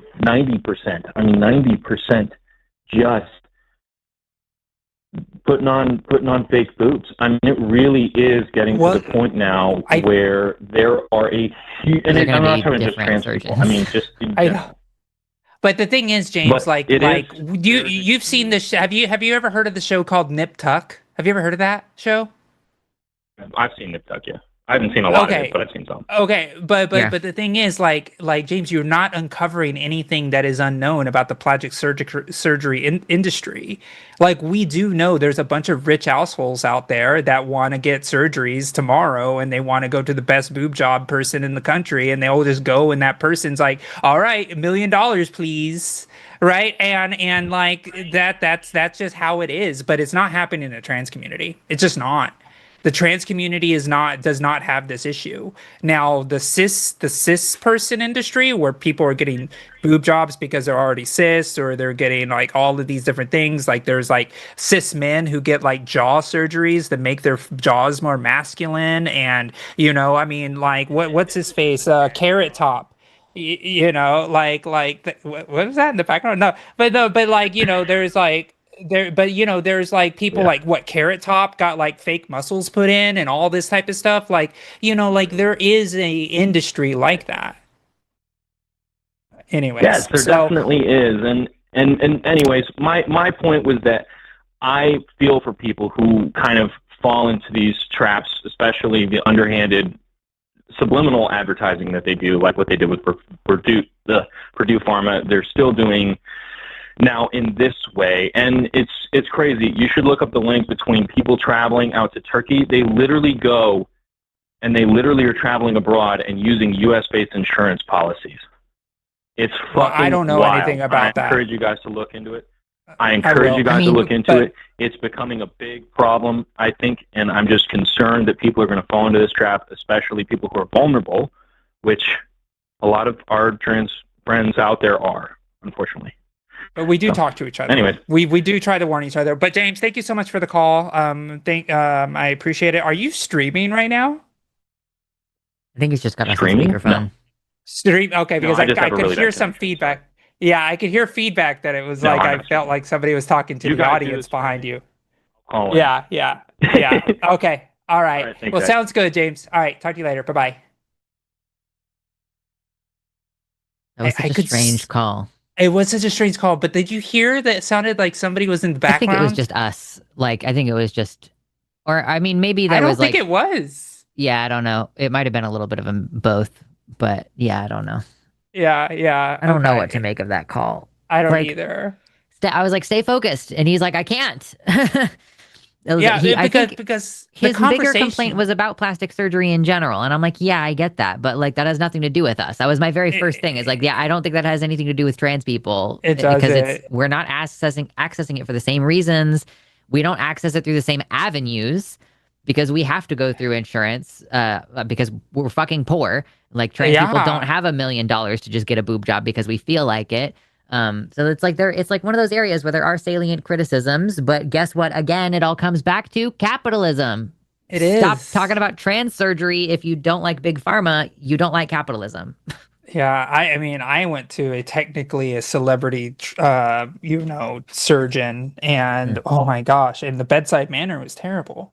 Oh, no. Because it's just like she knew she was one of the best, so she didn't give a fuck. It's just That's fair. like, I've heard that. I've heard that about like Garamoni, who does like so many of the top surgeries out of Florida, that he doesn't have great bedside manner. But he has like such consistent results yeah. that people are going to go to him because they know what to expect. Yeah, Um, yeah, yeah, exactly. And and a lot of them they don't even take insurance because insurance is so hard to do. And but the yeah, hospital was covered, which thank goodness that was covered. But yeah. it is what it is. All right, so pick your poison, one or two. Well, hold on for a second. So it's gonna be a minute again before we can hit the poll. Maybe I wanna like chill for a second before Arden gets back so that we can talk about the poll. All Um, right, chill. and chill for calls. Yeah, yeah. I want to try to get some more callers in here. So Arden is away right this second. When she gets back, she'll be screening calls again. We are completely full up on advice calls. We've had some people who called in right at the beginning of the show, or like just shoot the shit calls.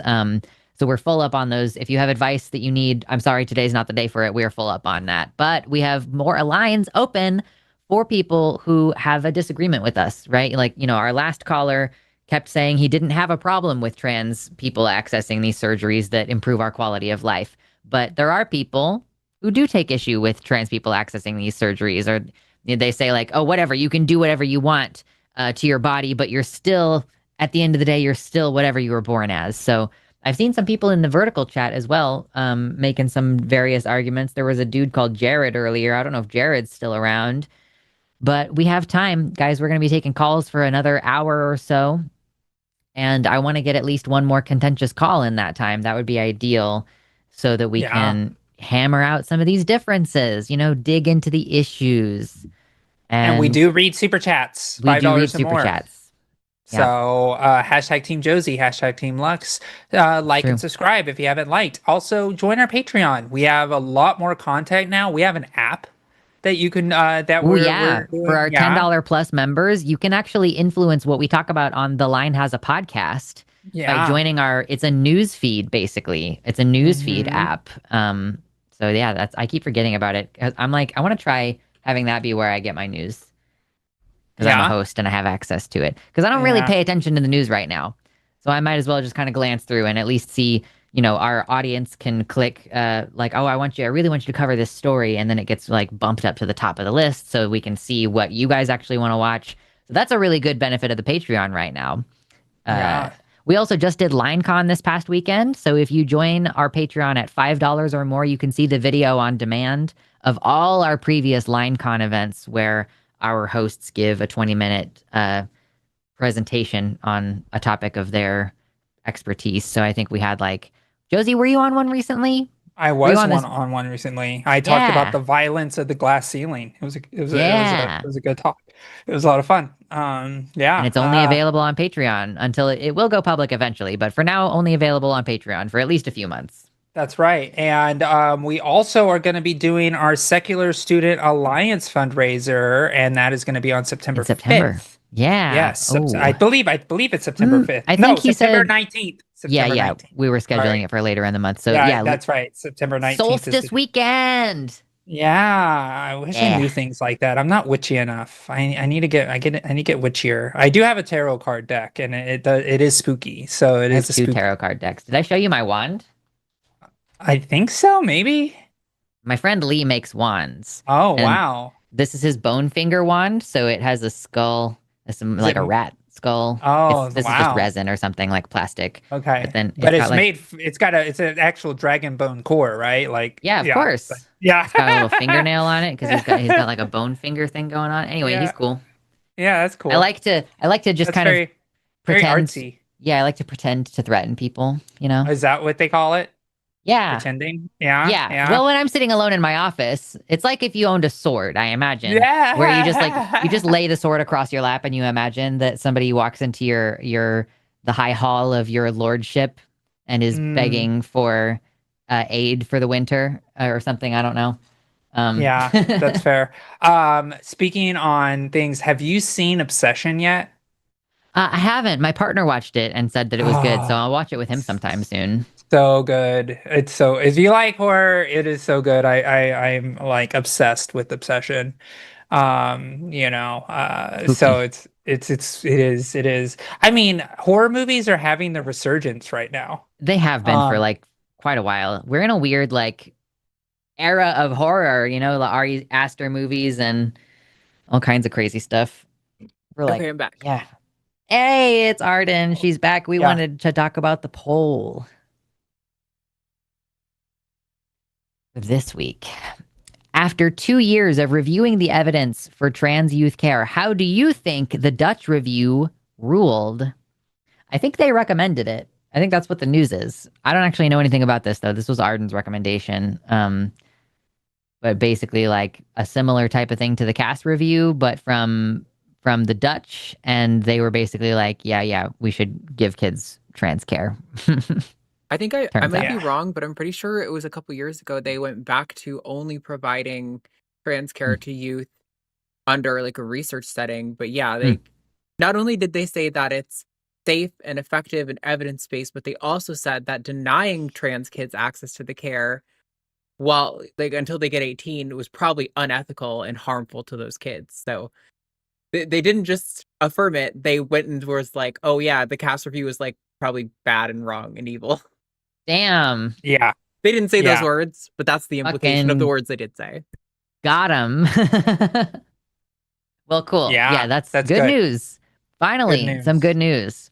So when people say cast review, I can say, haha, fuck you. Have you heard of the Dutch review? There you go.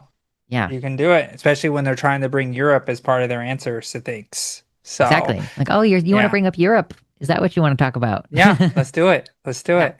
Awesome. So do we have a call that you wanted to take? Hold on. I don't know what this one is about. But yeah, we've had some people who've been waiting for a while. So while we wait for our next contentious caller, and by the way, we are waiting for you. 720-619-2288 is our number, and we prioritize the contentious calls. So if we take a friendly caller right now, after we get done with that, if you call in, even though there's other people waiting, if you're like, I have a spicy contention, I want to tell you why trans kids shouldn't have access to healthcare or whatever, or trans people shouldn't use the bathroom that makes them feel the safest in. Call us. We want to have those conversations. We've still got about an hour of calls left. So, but our screener is going to be screening calls in a second. So I see a couple of you are waiting, and we will get to you in a moment. But yeah, we can take either one of the calls if either one of them is fine. We can go ahead and go with friend of the show, Pip from the UK. How useful is it to rely on cis-normative activity to communicate? You're live on the line with Lux and Josie. Tell us about it. Hello there. It's nice to talk to you again. Can you hear me okay? Yes. Yeah. Excellent. I'll get straight to the point, in which case, the inaptly named Equity and Human Rights Commission here in the UK passed their guidance yesterday to basically say that trans people need to use the toilets assigned to their, biological sex, which, is not only bullshit, but also completely advisory and optional, and in absolutely no way legally binding. But what I want to discuss is the way that this has often been framed in terms of rebuttals, because we will frequently point to trans people who have fully gone through their transition, to the like yourself, Josie, or like Jamie Dodger, if you're familiar, Jamie Raines, Yes. who pretty much can pass as cis regardless, unless they tell you that, unless you tell them that you're trans, they're not going to know, so no one's going to bat an eye. But the problem is that not everyone can get to that point. Not everyone wants to get to that point. I know for myself that while I don't particularly give a shit where I go to take a piss, I also, am largely content to mix up my gender expression, to express my, genderqueer, chaos incarnate, non-binary nature. And so I worry that, because this is something I've heard from other trans people too, is that there might be an over-reliance on focus on cis-normativity and passing privilege when trying to explain why these bathroom bans are absolutely ridiculous.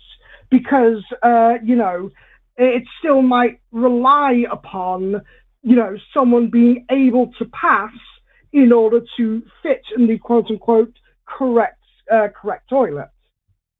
Yeah.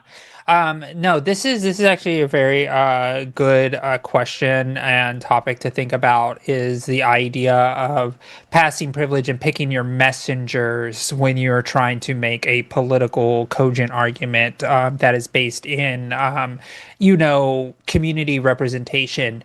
And honestly, it's hard to say, because when we look through, I always try to look at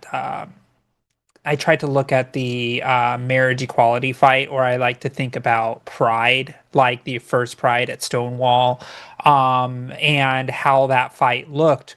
A lot of that was queer people, but there was also a lot of black, gay, black trans, Latino trans. It was actually in a more it was a seedy bar in back then and everything like that. And then the movement was then essentially hijacked a lot by white cis gay men in particular, and then they tried to say, look, we are the ones fighting for marriage equality, we're the ones that are tolerable, give us equality first. And this is kind of like the way a lot of movements kind of end up. You could look at the suffragettes, the same thing, right? Like, black women were told to go to the back of the parade, and then once the black women got to the point of the parade where the cameras were, they turned off the cameras, right? Like, people don't even realize that, like, there's very few pictures of the black suffragettes, because the photographers were only concerned with the white suffragettes at the front of the line, and in those type of parades and marches and protests. So we've always had this problem in political communication worldwide, and we are always fighting against the caricature. So right now, like, if you were to think, let's do a little bit of a deep cut with the GameStop woman that says, "It's ma'am," right? That caricature was the caricature that everybody put into their heads when they thought of a trans person. And so what the trans community kind of did as a knee-jerk reaction, I'm not saying this is a good thing either, that they were like, that's not what all trans people look like. Look, here's some other trans people who are more polite. And then you have people like, Sarah McBride, who wins her election, right? She's the first congresswoman. Now, Sarah is a friend, but she is also the tolerable, like, upper class, white, wealthy woman, trans woman who was like tolerated to be able to be the first trans person to make federal office. But then when you have many trans people that have existed in the past, then you have Laverne Cox making it on the cover of Time, where it was like the trans tipping point. And we were like really excited. We're like, oh my gosh, like an actual trans black woman who is tall and beautiful and having this energy. We thought there was a resurgence there as well. And then all of a sudden it becomes again this respectability politics that always ends up trying to get into the fight. Now, I will say this, and I do have passing privilege. Now, I do wear a trans pin when I'm wearing my blazer. I have my little trans pin on, especially when I'm doing leadership events or when I'm doing politicking or whatever, to show that I'm a trans person, because I don't by any means try to go under the radar. But there have been moments where I've been able to use this to my advantage, where I've talked to like bigoted, representatives in my state of Maryland, where they didn't even know I was trans, and they're sitting there talking to me like if I'm a cis person on why trans kids don't need to play sports, and then like within 10 minutes of the conversation, I jump it on them. Sorry, my dog is being weird. I'm just making sure she's not doing something silly. So then I spring it on them. I'm like, oh, by the way, I'm a trans woman. And then you can just see the panic in her face and the color leave her face, that she's like, oh wait, you're not the trans person that I thought of. And then I'm able to then argue with her as a equal, because she's been considering me an equal the whole time. And then all of a sudden, like, she is no longer able to keep hold of her arguments anymore, because she's completely broken her brain on what that looks like. So there is a value, because a lot of times, what is the conservative argument? Ooh, trans people icky. Ew, trans people yucky. And so when they think that, they want the person to have a characteristic of this trans visible person, right? To be able to then point at and say, this is the person that wants to be with your kids, right? And then when you take the argument away from them, there is value in saying this person's just out of their mind, like trans people are just normal people like everybody else. But there's also the double-edged sword of, I'm a normal trans person, but so is the visibly trans person, right? And so there is a dance that we have to play now. Because trans community has gotten so large, you have trans representatives in the United States, for example, that have the whole spectrum, from Black trans women to, non-passing elder trans women, to Sarah McBride, to Zoe Zephyr. There's like so many trans people that fit every box now, that we're able to point at each other and say, no, look at all these other amazing trans people that are doing cool things too. I know it's a long answer and I kind of monologue there for a little bit, but there has to be all messengers, and all messengers have to be placed where they need to be placed. And it is it's an unfair position sometimes, that if I'm going on to, let's say, like CNN or MSNBC, which, I've done, I've done national hits before on media, and I'm able to go into the room, and if the person starts, trying to poke me on my trans appearance, it's going to land flat for the person that's trying to poke me on the trans appearance. Now, if I am more visibly trans, and some of my other colleagues who are also media trained, let's say like Charlotte Clymer, for example, who's a dear friend of mine as well, she's incredibly media trained, but she is not as passable as I am, but she also is able to hold her own against bigots that are trying to poke fun at her transness as a caricature, but she's able to overcome all of that because she's able to completely use her ability to do it. So it's about the people that we choose, I think, more in the certain situations of where we are, but we have a complete repertoire of different human beings that can come on and talk about different things. Trans veterans, we have so many other people that are able to use their identities as a tool in those public media hits.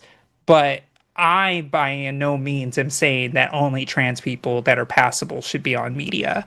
I, by no means, am saying only passable trans people should be making the arguments, because I think that's also self-destructive.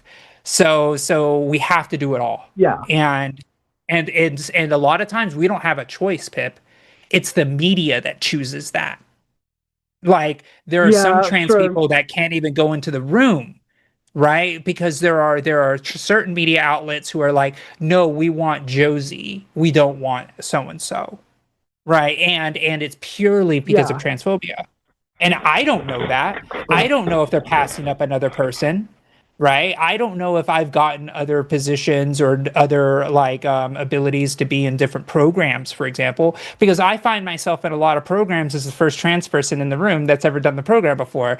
I know I'm not the first person that's applied for it, but for some reason they picked me, and I wonder why, right? And I have to make sure that And again, I am a victim of tokenization, right? People will tokenize me. The perpetrators of tokenization are the people who tokenize. I cannot help but be tokenized sometimes, but it's my ability to be tokenized and drop the rope ladders down for everybody else and not be the person who takes the tokenization and holds it to themselves. Right. And so that is kind of one of those things that you have to be able to wrestle with. But it's a very complex situation. I don't know, Lux, do you have anything to say, or Pip, do you have anything to add? I pretty much don't have anything to add. I am sorry. Yeah, But you, Pip, does you that said make it sense? very well. And I think, Okay. I think it goes back, you might be familiar with this meme, but it's talking about gender to other trans people is like Greek philosophers, but talking about gender to cis people is like explaining something to a toddler. You kind of have to start with the rudimentary thing when there's so much misinformation out there. And you're right in that the media will use as many salient exemplars, if you're familiar with the term, the scapegoats, as they possibly can. Like you mentioned the It's Man person, who I don't remember the name of because I'm shit with names, but a big thing that a lot of the context that's left out when discussing her was that she was being wound up from the beginning and the video was deceptively edited. Doesn't matter, because now that the video's out there and it's been taken that way, it's going to be used that way out there.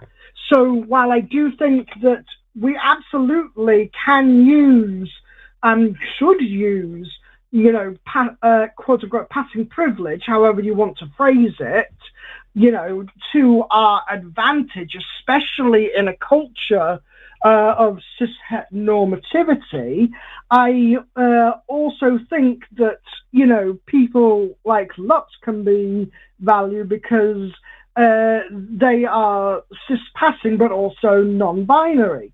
And they show that, you know, they don't need to pass as a different gender in order to be who they are and can fit very well in these spaces, because ultimately the purpose of public toilets is to have a piss and then wash your hands. That is literally it. So cutting through the fear-mongering and all that kind of shit, I think helps, and we can use cis-normativity as a tool to achieve that. Yeah, and I will also say this, Pip. And this happened to me one time. I think it was like 2 years ago, maybe 2 or 3 years ago. I can't remember, but it was an NPR interview, and NPR is typically very, you know, I always do my, you know, ASMR voice, which is like, you know, hi, I'm on NPR. I'm just talking. This is how I usually talk on NPR when I'm on NPR, because that's how everybody talks on NPR. But anyways, I usually, you know, I did the whole, you know, because they knew me. I have been a voice on NPR before, and so before I even got introduced, they did 2 sound clips of trans people protesting TPUSA, which is kind of like, I think that's like Charlie Kirk's old group, Turning Points USA. There were people who were trans protesting, calling them transphobes, get off our campus, and they were just like doing this thing. And then they then did another clip of trans people protesting a congressional office in a district in Boston. And then they're like, and here's Josie Caballero. And then they did my job title, and it's like, so do you think that this is a proper way for trans people to protest? And I was just like, and they were essentially, what they were trying to do was try to goad me into saying, I'm the good trans, they're wrong. Right, that's what they were trying to do, and I did not bite it. I did not bite that, and I was like, no, every trans person has the right to protest the way that they did, and I think that those trans people have every right to freedom of speech and the way that we advocate. And then I went to my organization and and I started talking about these different things. We talked for 20 minutes, and NPR hits are normally like 5 minutes, and she was trying to get me to agree with the New York Times article. She was trying to get me to agree that trans men don't really need to have like reproductive care for like different like Planned Parenthood and everything like that. And I just was not taking the bait. She eventually just said, "I'm so sorry, we're just gonna have to cut this off." And I had to go and call my organization to tell my press person to pull it, to say to the producer at NPR to do not dare air that, because that was not what they said that I was going to be there for. They said that I was going to be talking about a Supreme Court issue. They just started going hard about like trans people that are protesting and are doing it wrong, and I would not bite. But that is another thing. That's why media training is so important, especially when you're trying to do national press hits, that they will try to make you be the good trans in the light of your other community around you. And if you are not media trained, you can fall into that trap very, very easy. So that's another thing that happens to me a lot, because I'm the quote unquote passable trans woman, and they will try to pin me against other trans people as they're incorrect and I'm correct.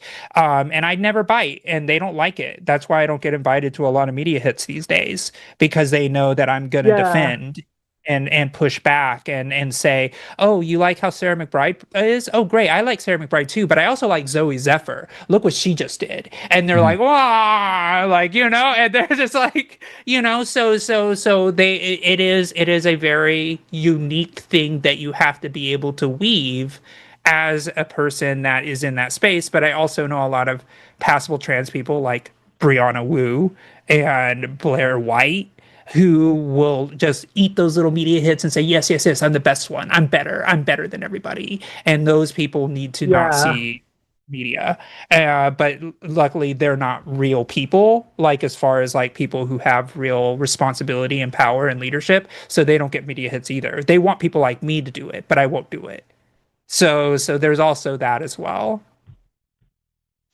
Yeah, it's important to realize how much a lot of media loves to control the conversation to weave a particular, narrative, and that's something that is particularly insidious about what Turning Point USA and the like are doing, because you see this a lot with like religious preachers too. They are not deliberately going after experts. They are going after literal like university students who don't have this kind of debate and are there to clip farm and take things out of context and make themselves look good. And they owned. I argued against a teenager and won. Yeah, exactly. Exactly. Yeah. Well, Pip, thank you. It's always a joy to chat with you. Absolutely. And before I go, I would just give one very quick reminder, is that, again, this UK ruling is entirely advisory, and you have absolutely no obligation to follow it. In fact, it's probably a better idea if you do not comply. You have a great rest of the show.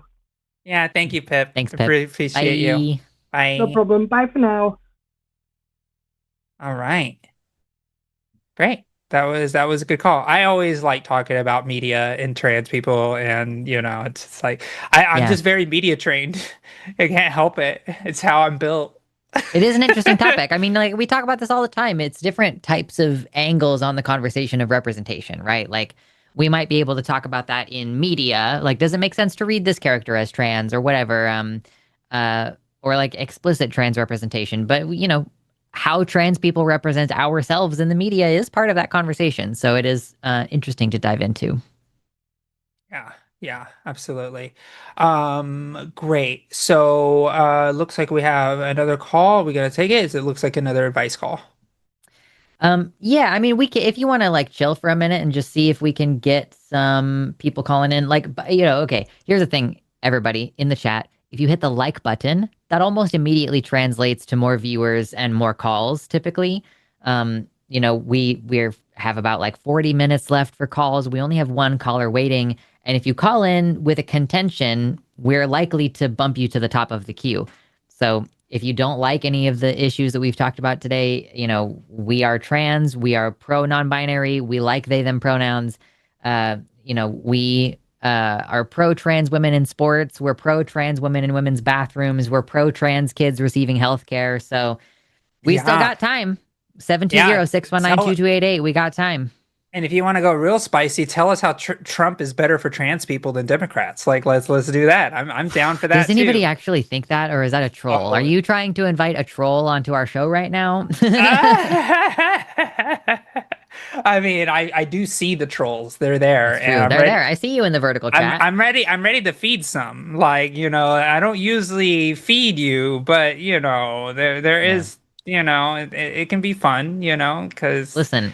I think it's really funny, and I'm going to make this joke, and I think that you're going to be okay with it. We both have more balls than all y'all. Call in. Yeah, prove us wrong.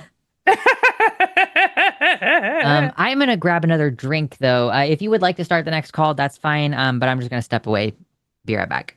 Okay. All right. Let's go ahead and take the next call. We have Bridget, she, her, from California. You are live on the line on the Transatlantic Call-In Show with Josie and Lux. How are you? And what did you want to talk about? Hello. Before I start, I just had to comment because you guys just mentioned something 2 seconds ago that felt relevant. My own mother at one point got on the Trump bandwagon, trying to argue to me one time how Trump would be better for trans rights. Yeah. And for the record, she was never anti-trans against me. She was always supportive for me. So this was not like her trying to tell me like you shouldn't, be trans or anything. So I can't explain her argument because she didn't really have one. So yeah, no, they do exist, and there are a lot of MAGA folks who think that Trump is just good for all Americans, no matter who they are, and I think it's quite interesting and how they get to that position. But yeah, other than that, what did you want to talk to us about?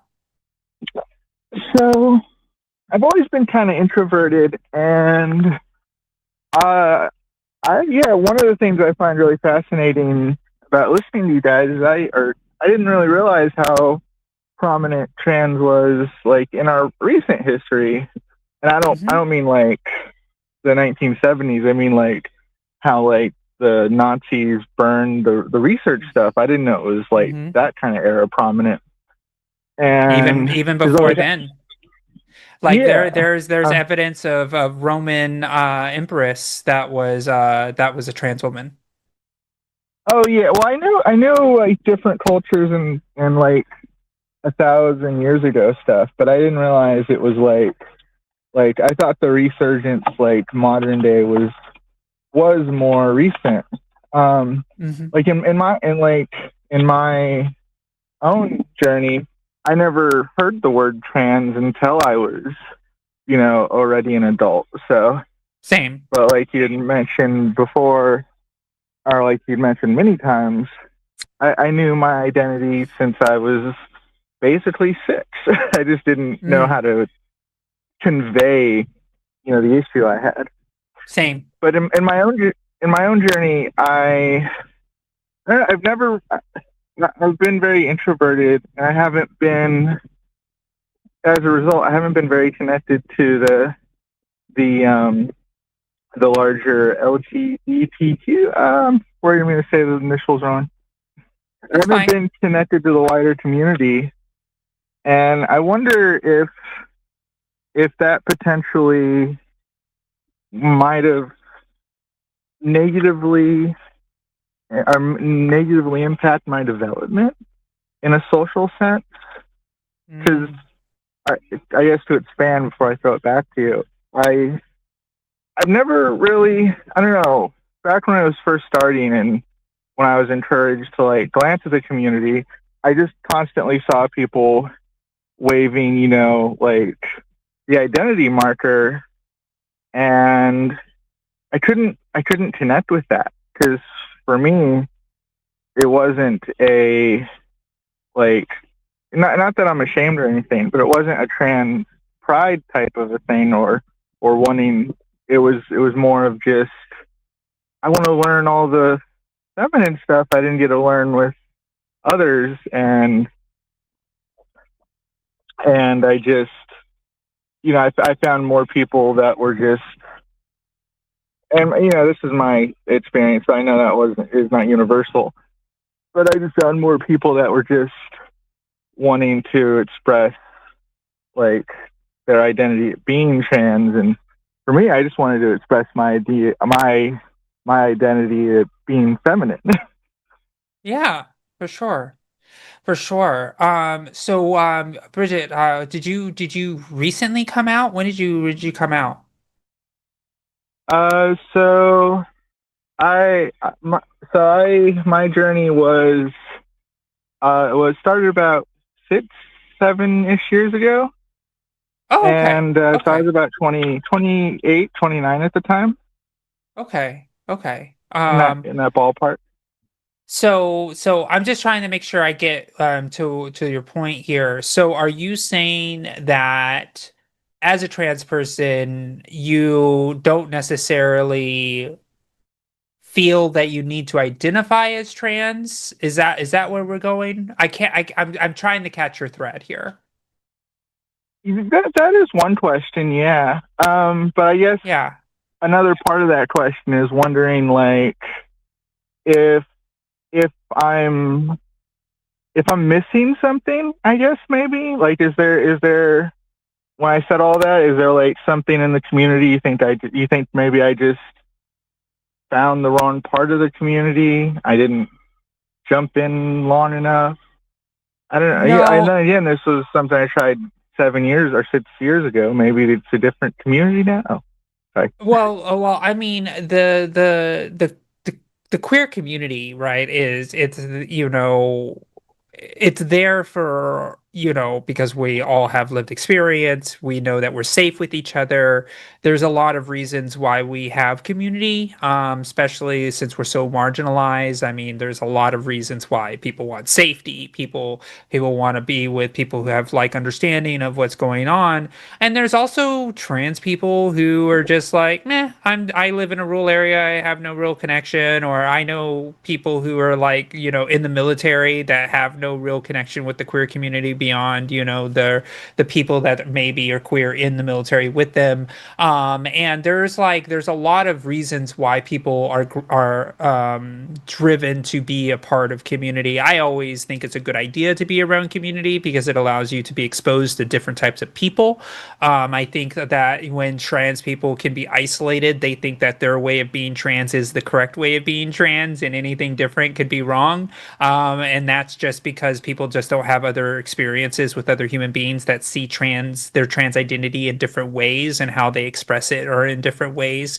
So there's also those type of things, but nobody is saying that you have to go around and say, I'm a trans person, right? Like when I go around the world, typically I am saying that I'm a woman, for the most part. It's usually, but the thing is because I'm a national trans leader for my like day job, and my political work that I do on the side of that day job, I am seen as a trans politician, or I am seen as a national trans leader. And usually when I'm invited to speak, the idea that I'm trans is expected to be talked about. So therefore I'm going to be talking about that I'm trans. But if I'm just like going to the movies, or if I'm just like going to a restaurant or anything like that, I'm not going, oh, I'm a trans woman, I'd like a table for two, please. So, like Yeah. that's not what I'm doing. But now if I'm in a queer space, it may come up for the reason of like, because I could be very straight passing, very cis straight passing. So I have to go to the community and be like, hey, I'm a trans woman, by the way. I belong here. Like sometimes I've had to do that. It's not very often because I'm pretty obviously very, very gay. But it's like beyond my transness. Yeah. So don't ever feel that you have to disclose everywhere you go. Like, and don't expect it from your own community either. It's just whatever you're comfortable with. That's how I've always looked at the identity and label of transness. Does that make sense? Yeah, that's true. I Yeah. thought it was an interesting thought process of like, is someone, well, I guess you made a point, like anyone's depriving themselves if they're not engaging with other people. But I was wondering if maybe I had been depriving myself accidentally by not jumping more into that community.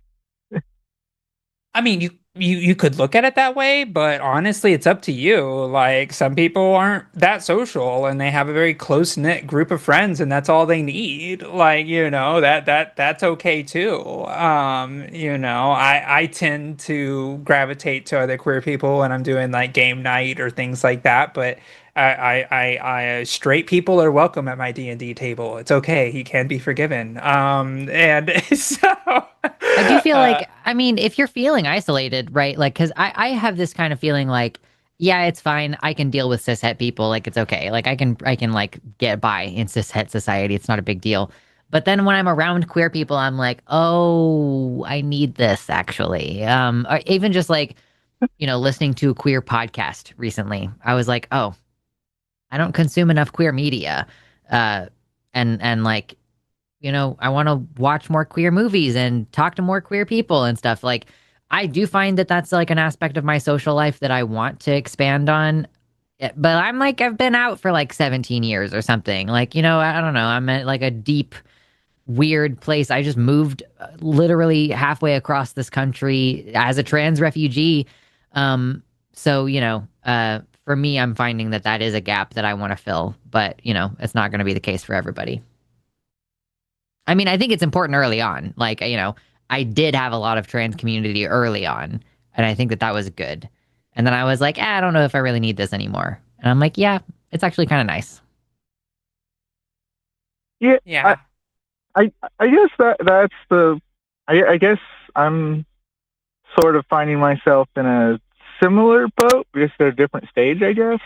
Maybe I started out not needing it, and now I'm deciding maybe it's time I go look. Yeah, So, you're not like a robot. You're like a plant, plant. You don't water a plant every day. You wait for the soil to get a little dry, or typically, unless it's tomatoes, you got to keep those things wet. But that is like, a good analogy. yeah, like you might need more sunlight one day or more water another day. Maybe you need more company this day and you need more solitude the next day. And those things are going to change and they're going to change unexpectedly sometimes. You're in your mid 30s. Like I find my 30s has been an immense time of like, oh, I had no idea that that is something that I enjoy, but I do. So I guess I'm going to be a person who does that now. Um, so that's weird, but it's fun too. It gives you more to explore. Yeah. I guess I do have a question on gender issues.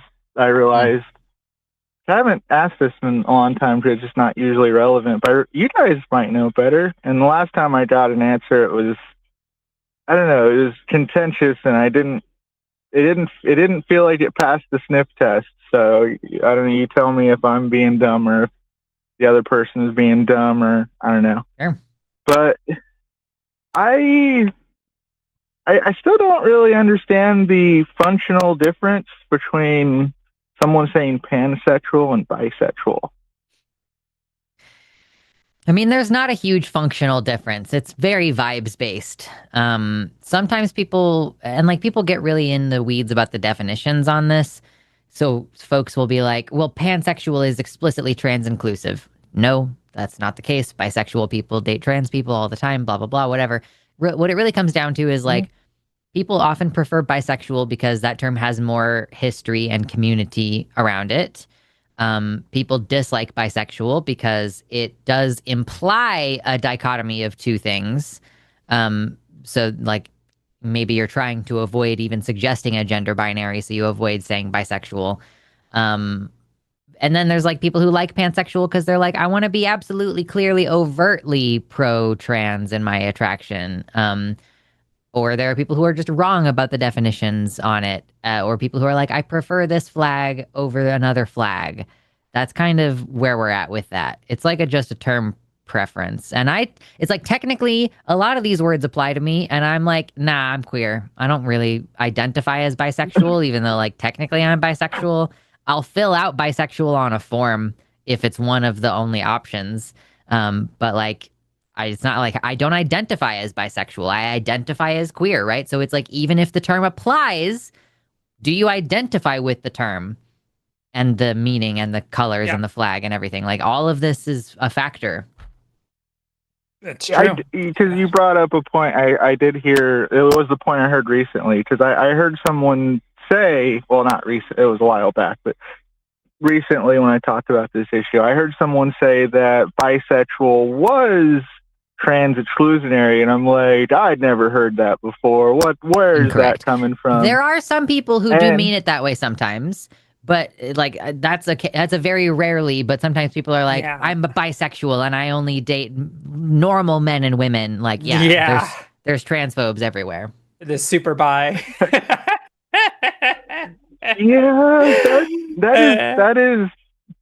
that is the most interesting one, I suppose, is when you talk to people who are very polite and then you realize, oh, but you don't support my medical autonomy. That's awkward.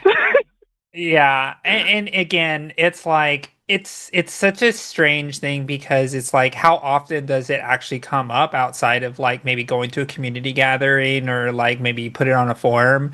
But usually it's coming up when you're like romantically interested in somebody. It's like, oh, I'm bisexual, by the way. That type of thing is like the thing. So it's like, again, there are people who play word games too strictly, and we know that for a fact. And it's like, oh, bi means two, binary, and it's like, no, it's not the way it's intended. It's like, it just means that you learn your history. Go read the Bisexual Manifesto, or go to my channel where I read it to you for 2 minutes, like years ago. Of course, they got bored after 2 minutes, and that's how long it takes to read the Bisexual Manifesto. It's really short. I'm just talking about bisexuals are like always they're like, oh, 2 minutes is bisexuals good are enough. ADHD. Yeah, I see exactly. What you did there. It's like, that's what I meant. I wasn't talking about you. You did what you could do. No, I'm just ribbing. I'm ribbing Lux. No, yeah, we're roasting Lux now. It's okay. I'm gonna taste delicious. It'll be all right. Yeah. Ironically, that comes back into why I sort of jumped out when I was because when I first, I think obviously you guys both know the process well enough to know that when I first started doing the transitional stuff, I had they advised me to get into the community, to socialize and to see, and to do all that. So I did do a lot of that, and in my area, at least back 6 or 7 years ago when I first started, there was this sense of like, when I would ask questions like that, there was this this sense of pressure of not that I heard the bisexual answer back then, but there was this sense of like, pansexual means something different in this way, and we've told you, and if you don't understand, we'll suck it up and deal with it. And it didn't feel like a very nice space to me, and that was one of the reasons I kind of backed off, because it was like, for me, I had this sense of like, I didn't have, like, a lot of the people I was around in this area wanted this very affirmative space, which there's nothing wrong with that, obviously, but I didn't need like affirmation to who I was. I wanted to learn and discuss these things, and if I didn't understand something, I wanted to like push forward, and it didn't feel welcoming there. So it was one of the reasons I just was like, I backed off, and now it's years later that I'm wondering like, maybe I should have just looked for a different part of this space. Yeah, maybe it's like a California queers moment where they bring all that online behavior offline, and like it's like super unacceptable. Like I don't want to be in this situation, but it's like somebody needs to be like, hey, nobody ever explained to you that this behavior is unacceptable. You behave like this online. That's teenage bullshit. And you are in the real world now. And you will start a fight with someone if you do not stop this. And you're going to alienate people. Like, people don't understand. And we're going to have to wrap up, Bridget. But, you're going to have to work with people. If you're trying to improve your community, like you want to help homeless people, guess what? Sometimes homeless people just yell the N-word. Yep. So you're going to have to deal with that, and you're still going to have to serve them lunch when it's food time. Like if you're going to be a member of your community, you're going to have to approach people who are different to you. And it's really unfortunate, Bridget, that you experienced this like gatekeeping Mean Girls bullshit. Yep. In what we typically associate that behavior with extremely online and not offline. But I do hope, if you go out there and if you decide to explore this again, I hope that you find some more mature people who aren't fucking crazy. That's true. I've been in queer and trans spaces that I just didn't feel comfortable in either. I'm just like, and like you don't like people sometimes. Like if it's 5 people who are really active in this group, there might just be a personality conflict where you're like, I don't get along with any of these people. Yeah. Like, unfortunately, that happens sometimes. I was a part of it. I went to this like lesbian group and they were all Swifties, and I knew at that moment I fucked up. That's so sad. That's why. How? Chaperone is right there. Why are you a Swiftie? I know. All these lesbians were Swifties, and I'm like, I don't belong here. Yeah, I need help. I need to get out of here. I had to like think about all my life decisions that put me into that room. I was like, yeah, that's funny. Yeah, Bridget, I'll let you get your last thoughts, and then we're gonna wrap up. Well, quick final question, actually. You said California queer moment. I don't know what that means. Was that a reference to something I should know? I'm basically just associating the behavior of obnoxious queer leftists online with California. Like I think isn't fair. But it's like the liberal annoying queer thing, like I don't know. I'm just like there's a place where there's a lot of queers. I lived in California for a long time. I don't appreciate this hate. Yeah, I don't know. I'm guessing. I'm new to the West Coast. Maybe this is on me. But no, I wasn't making a specific reference. I was just invoking cultural similarities. Yes. Well, it's fresh from the mind, fresh off the dome from Lux here. Yeah. Your final word. I want my final word to be thanks to all you guys, and I feel like I've become slightly a better person from listening to all you guys line. So thank you to all. Yeah, Bridget. Thank you, Bridget. Well, have a great rest. You. Not to throw. Oh yeah. Take care. Bye. Bye. Bye. Not to throw all those other hosts under the bus, but we're the best. Yeah, we are. That's what she was gonna say. Yeah, exactly. Fuck you, Forrest. We're the best now. Yeah, that's right, Forrest.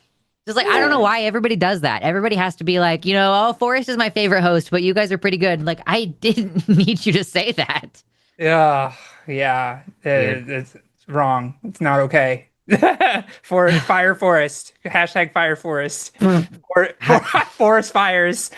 See, the problem is that I also make a lot of money because of Forrest, so I can't advocate for that. I love Forrest. I just don't like when forests are on fires, but I love Forest. It's so smoky outside right now. I'm like, I'm glad I already wear an N95 everywhere because I don't need to breathe this shit in too.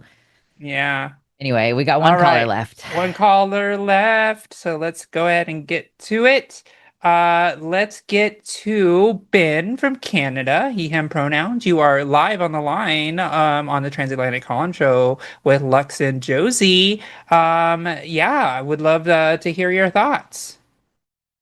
I just have a question, and maybe a bit of a confession too, is that one of the things I feel some struggle with, and some struggle with when I deal with the trans issue is, or trans people, is this these mixed reactions that on one hand, I have no philosophical, moral, ethical, or any kind of discomfort or convictions against it. I'm totally fine with it, accepting of it, all this kind of thing. But at the same time, I struggle with, because it is outside the norm of my day-to-day existence.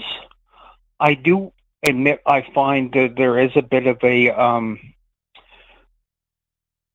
immediate emotional kind of undercurrent of discomfort, even though it doesn't. But it still doesn't feel like it rises up to the level of bigotry or hate or something. But there is a undercurrent of discomfort, and I'm just wondering whether that distinction is an appropriate, valid distinction, or is discomfort always synonymous with more of a bigoted hatred mentality? I mean, if like we could be technical about it, right? Like we can take a technical approach, like because people sometimes do this, Ben. I'm sure you've heard people who are like, I can't be homophobic. I'm not scared of gay people. And obviously that's Right. stupid, because a phobia does not just mean you're afraid, literally. It also means just like an aversion, or it's technically like on a scale of a disgust sensation is like one of the ways that this emotion can be evaluated. But yeah, like I would say that if you're just like kind of uncomfortable about the idea of trans people or gay people, that is kind of on a spectrum of homophobia or transphobia, in that it is like a discomfort that you're experiencing that is not based in a logical framework. If you're like, on a logical level, I am pro trans, but it just makes me feel uncomfortable, then potentially that's like something that could be worked through. It may also be, and I'm not floating this at you, Ben. I'm just saying I've heard it before, that sometimes people who have like a general discomfort with the topic of trans people do eventually find out that they themselves are trans. And like that discomfort is in the kind of, psychological difficulty of confronting this thing that resonates with you, and you're not ready to kind of deal with it yet. So I have heard of that happening, but I want to let Josie get some thoughts in. Yeah, it is you. So I feel like on the last point that Lux just said about internalized homophobia, internalized transphobia is a very interesting thing. I would say it's more societally prescribed. I And think I am that specifically talking about the vague kind of discomfort with the topic. Like I'm not talking about like somebody who used to be a bigot, but just like if you're like, I feel weird about this topic, it sometimes is like that's dysphoria awakening is kind of what I'm suggesting. yeah, okay, sure. I hear that. So we are raised in societies and we are taught hate when we're very young. It's kind of like the stove is hot type situation where it's like, oh my gosh, the stove is hot. I'm not going to touch the stove anymore. That can happen to us, and that can be imprinted on us in a very young age. Maybe it's a family member who is overtly transphobic or bigoted in some way.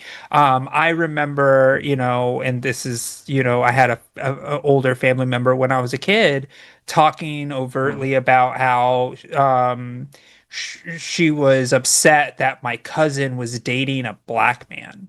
And there was like in my mind, and I was a child, right? And so in my mind, it like in my head it imprinted that, oh wait, is this a bad thing? And I walked around the world thinking, wait, is this a bad thing? And so sometimes those things, like, and all of a sudden you see somebody that's in an interracial relationship, and I'm just like, wait, is this a bad thing? And it's like, and it's like, and it's not my fault, right? Of course I'm not, like, I would never think that now or ever wish to think that, but the fact is that somebody could imprint things onto like you're taught hate. And that was also how I was taught homophobia. I was taught transphobia. And it took me a long time to overcome my own internal hatreds of myself because I'm just like, wait, this is icky. This is wrong. In the Spanish colloquial term cochina, this is dirty. This is wrong. Right? So the idea around all of that can be imprinted from another person. But what's important, Ben, is that you're asking yourself the question. And that is the first step to healing. To be like, oh, why am I having this weird feeling about a trans person nearby? Or why am I thinking about it this way? It's like this really visceral feeling of like trans people think that, no, not trans people, but transphobes and bigoted people think that trans people are icky.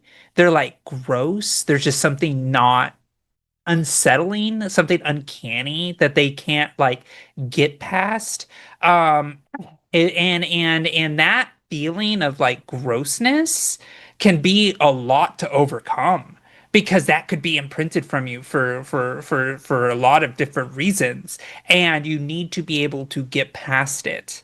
And there is I think the famous thing that people will say about trans women in bathrooms, for example. It's like, but what if a woman was assaulted by a man and she's just uncomfortable because of the trauma? And it's like, that's not my thing to overcome for that person. That person has to go through therapy. They have to understand. They have to know that they have to walk around society, and I'd rather that person just not go into a bathroom because there's other people there. And could a woman who was assaulted by another woman say the same thing? Right? And so there's this like this thing where we try to cater to people's like disgust and uncomfortability, and that does come from a bigoted place. And so it is something to really reflect on. I know Lux and I said a lot, so go ahead.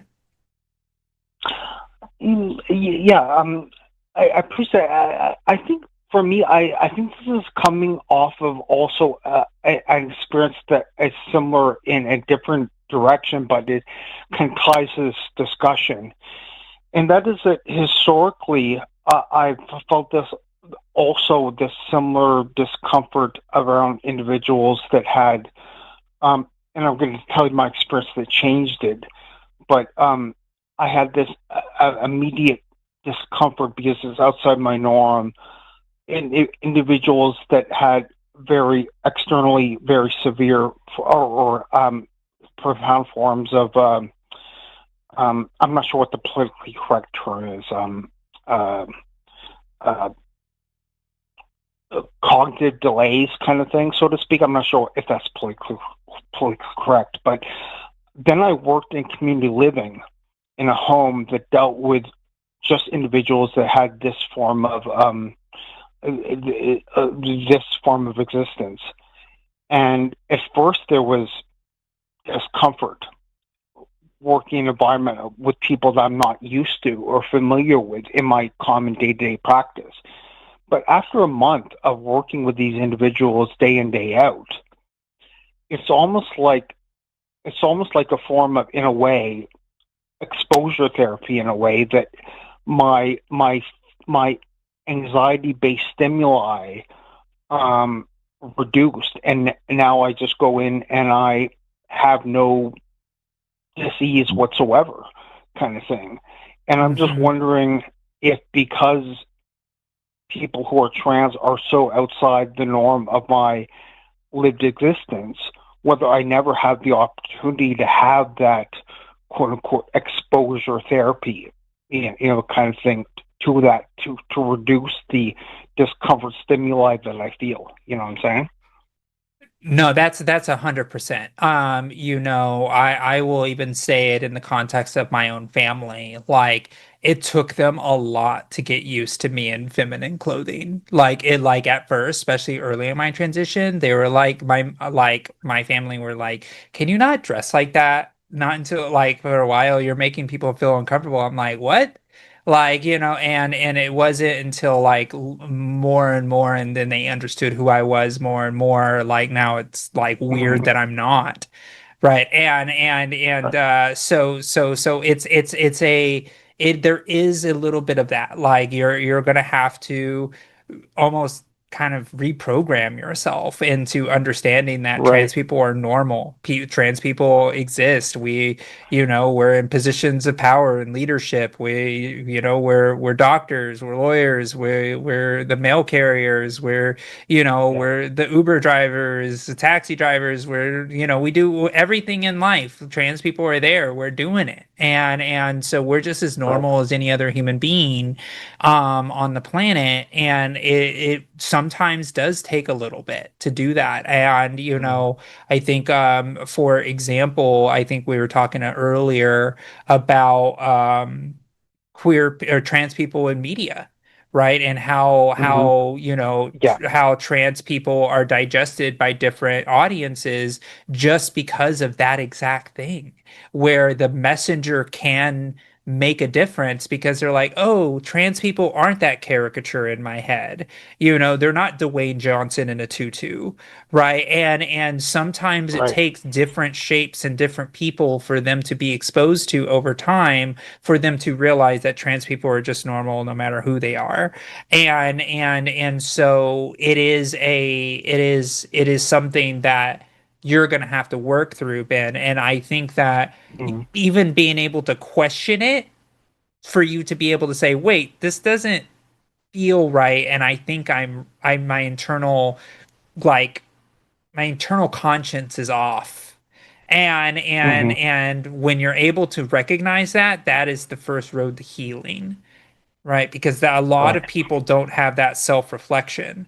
A lot of like people who are fundamentally bigoted get outraged by the feeling and don't question why they have the feeling at all. and Mhm. and and the idea that you're like, why do I feel this way, is a better position to be than the bigoted person is like, I don't understand it, I want it destroyed, or I don't Mhm. want it in my eye line. And there's a very fundamental difference. Now, does the phobia come from the same place? Yes, it does, but it can be repaired because it is just a moral, like, this. It's like a your not your moral compass, but like your internal conscience is off. Right, because like Right. there's like your internal conscience is like, no, this is wrong, this isn't okay, right? And a lot of times Mhm. that's okay if you're like looking at, like, if you're walking down the road and you see a coyote and you're like, this isn't right, this isn't okay, maybe I should not go and do that, or maybe I don't want to rob this place, or I don't want to steal. Like those things are like those internal dialogues that are healthy. And Mhm. but there are people that are walking around thinking that trans people are not okay, trans people shouldn't exist, and that is a misalignment of their internal dialogue and their internal conscience that is telling them that something is wrong and something is not okay. But it can be repaired, just like anything else. You just Mhm. have to recalibrate and say, no, this is okay, and then your mind will eventually get used to it. So then it's just normal, like anything else. Okay. That makes sense. Makes complete sense. Yeah. Oh, Yeah, I really appreciate being able to sound off and share my inner conflict with this with you, and yeah, I appreciate hearing what you had to say about it, and it's really yeah. yeah, And and help Ben, help me. So I just want to add this. You having the internal conflict does not make you a bad person. In fact, having the question about the internal conflict is what makes you a great person, a good oh, person. And so you are an incredibly good person. You cannot control what happens internally. It's about what you do once you discover it is what makes you good. no, thank you. I appreciate that. Yeah, Yeah, I absolutely. appreciate that. Yeah. Okay, Well, have a great rest of your day, and thank you for calling in. I think this has been very helpful, especially for a lot of the people that are in the vertical chat to hear. okay. You as well. Take care. Yep. Bye All now. right. Bye-bye. I just have to share some really bad news with everybody, What? which is that Mitch McConnell is apparently alive. No, I don't believe it. He's on eternity leave. On eternity leave. That's very funny. Apparently, he. So to be clear, I don't think he's been on camera or anything, but he released a statement. It's from Mitch McConnell. I don't believe it. It says he's going to continue doing physical therapy from home because he fell. I don't believe it. Yeah, I'm just saying that's what it says. I want to see. Today. I want to see a video. I don't want to see some AI bullshit like we've been seeing. I don't believe it. It's bullshit. Because they didn't want to release that he's dead the day after the deadline passed, that you can't have a special election anymore.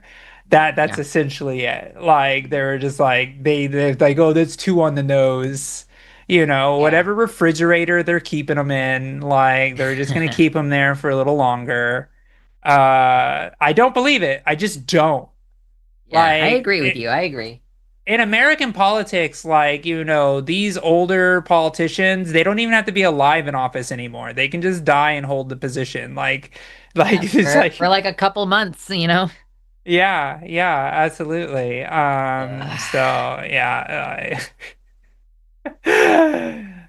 It's a freaking special, like a statement, Lux, and you call yourself a skeptic. Call yourself a skeptic. Listen, I gave it the appropriate caveats. He allegedly released a statement. There, that's better. That's better. Okay. I have a better belief that God exists than Mitch McConnell being alive right now. No, that's fair. I think that's fair,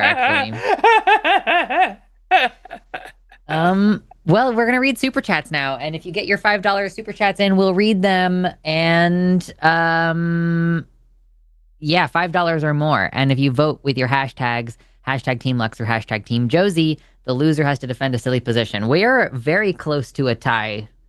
Are we? Yeah, okay. Yeah, the silly position today, you have three options, and all three of them are pretty close. 32% at transphobes have stinky diapies. 34% each at cats are transphobic, and Purdue is pushing turkey on us. I don't know what the fuck that means, Arden, but okay. It's a reference to the caller who was like, all he knew how to say was Purdue Pharma and they're going to Turkey. So I was saying Purdue is pushing. I see. Not okay, turkey like the deli meat. That's why it's a capital T. That's that's much more big brain than I thought. Also, you're not very woke, Arden, because they changed it. It's Turkey now. Oh, wait, is it spelled differently now? Yeah, it is. It's spelled Turkiye, but there's an umlaut somewhere in there, and I don't know which vowel it's on. It's the. I take it back. U's got the little. Okay. It's not big brained anymore. Yeah. Now you can be appropriately woke. I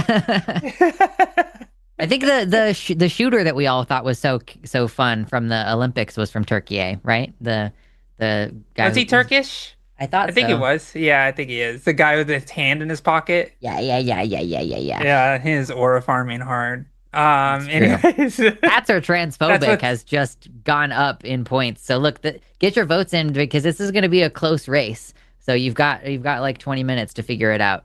Don't give me trauma with close races. All right. Anyways. I'll let you start. All right. We have $10 from Malaton Ali. PSA, guys, wear your mask. I avoided COVID for almost 6 years, and now I'm infected and miserable because one friend stayed at my house after working a youth summer camp. Hashtag Team Lux, always right. I know that I'm always right. Here's a backup bonus tip if you haven't heard this before. Salinex Protect. Specifically, Salinex Protect or betadine. They both use the active ingredient iota-carrageenan, which can help you prevent illness and help you get over illness faster. So use in combination with a mask. And I've been going to class, like 4 days a week for like 6-7 weeks, and I haven't gotten sick. So I think it fucking works. I think the sauce works. Because everybody in my class has been at various points like sneezing and coughing, and I've just been like not touching my mask until I get home. Yeah. Yeah, anyway, thank you, Melatonin Ale, for the vote and for correctly pointing out that I am always right. Thank you. All right. Oh, did I just clear the banner? No, You I didn't. did. No, I didn't. Did I? No. Yeah. Yeah, you can No, click no, there next it is. or you can click clear. Oh, Yeah, okay, yeah. okay. Sorry. I know the new system. I got boomer mechanics sometimes. It's okay. You'll figure it out. Yeah. Go ahead. Poetical Irony, thank you for the 13 shekels, who says, sorry, Fallout Spinny in the BG. Great show, y'all. I hope you're having fun playing Fallout. Fun. Yeah. Wait, where do you see that one? I'm looking at the list for 5 and up, and I don't see that super chat. So I have mine set to 2 and up because it does not catch the $4.99 super chats if it's set to $5. Oh. So that's just mine. But maybe I don't actually know what 13 shekels is. Okay. No, that's fine. So maybe that was that was too small. Okay, yeah, we'll get that fixed. Wait, but I see some that are $4.99 in the 5. Oh, did Jimmy fix it? Because I thought that was an API issue. Okay. Wait, why keep putting that up? Okay, sorry. We're figuring it out. Now I'm good. Now we're good. Here's the next one. That one is definitely over $5. Thank you for the 1723 from Poetical Irony, who says butterfly hug caterpillar emoji. Indeed. All right. I will. Do you want to click? You can click. I'm gonna click because I'm gonna try. All right. Melatonin, thanks for. How did this happen? Okay. I don't know how to do this. You don't have to click clear. You can just click send on the next one. Oh. And it'll just go up there. Okay. There you go. Okay. All right. Got it. There we go. Joshua Everett, 9887, $10. As much as I agree with Jason on sports monetization, most of the bans and restrictions are for amateur, high school, college levels, so getting rid of pros won't fix it. Hashtag Josie for president. Oh, thank you. Hell yeah. Oh, here we go. Hold on. Okay. Yeah, Poetical Irony. Yeah, I think I've gotten so used to my hosts, like they'll bounce back and forth.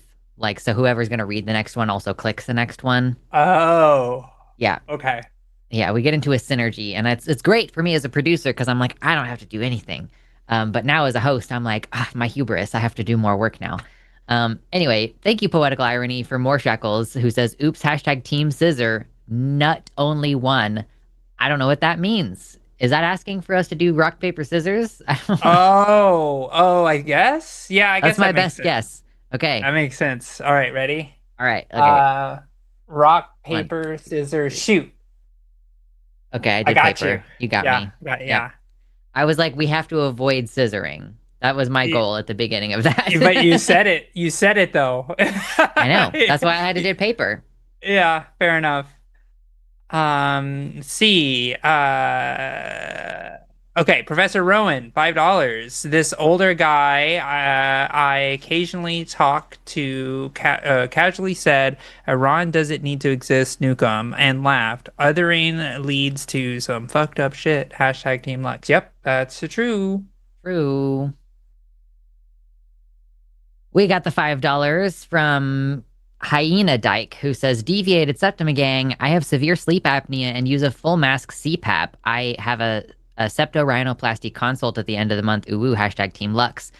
That, yeah, I took I did the sleep test where they put a thingy on my finger and like tested my pulse ox all night, and I didn't show up any like low oxygen. I was willing to try a CPAP, but it's also expensive. So, I mean, they're both expensive, surgery and a CPAP. But in one version, I'm Darth Vader. And in the other version, I can just fucking breathe with my own nose. I was just like, you're getting in there with the facial feminization, just fix that septum, do it all. Just. you got your deviated septum fixed when you did everything else? Yeah, that's the way to do it. Just bundle it. It was the way to go. Yeah, exactly. Yeah. All right. I called 499 from Intellectual Talks. I called 10 surgeons for bottom surgery and 9 of them refused to take my insurance. The 10th one gave me an appointment in 2029 going to India. Going to India. Yep, for it. Yep, that makes To get it sense. I'm done sorry to faster? hear Yeah, that that. makes plenty of sense to me. Yeah. Yeah, that's wild. What a crazy long wait list. I Yeah. haven't even gotten close to trying to talk about bottom surgery, but I'm imagining it's going to be a similar kind of like long wait or hard to get the surgeon that you want or whatever. Mhm. Like I know that OHSU does fallow, but I don't know if it's going to be. It's like I'm like I already had in my mind the team that I wanted to do, and so I'm like, I What are you don't know, talking I'll about? figure it Like out. you can't I you, just you want to can just say go like a gas station, just get it done. I my know. surgeon, Dr. It's just Hanna, has a wait list of like 4 months, and Mm, he's accepted by most major insurance, and he does a method that almost nobody else uses, which gives you a similar result that the peritoneal pull through method gives you visually, but also preserves the peritoneum because it's really useful to address one of the more severe complications. Still really rare, almost never happens, but if you run into it, it's really good to have that tissue healthy and intact. Look up Dr. Danny Hanna. He's fucking amazing. I could not recommend him more.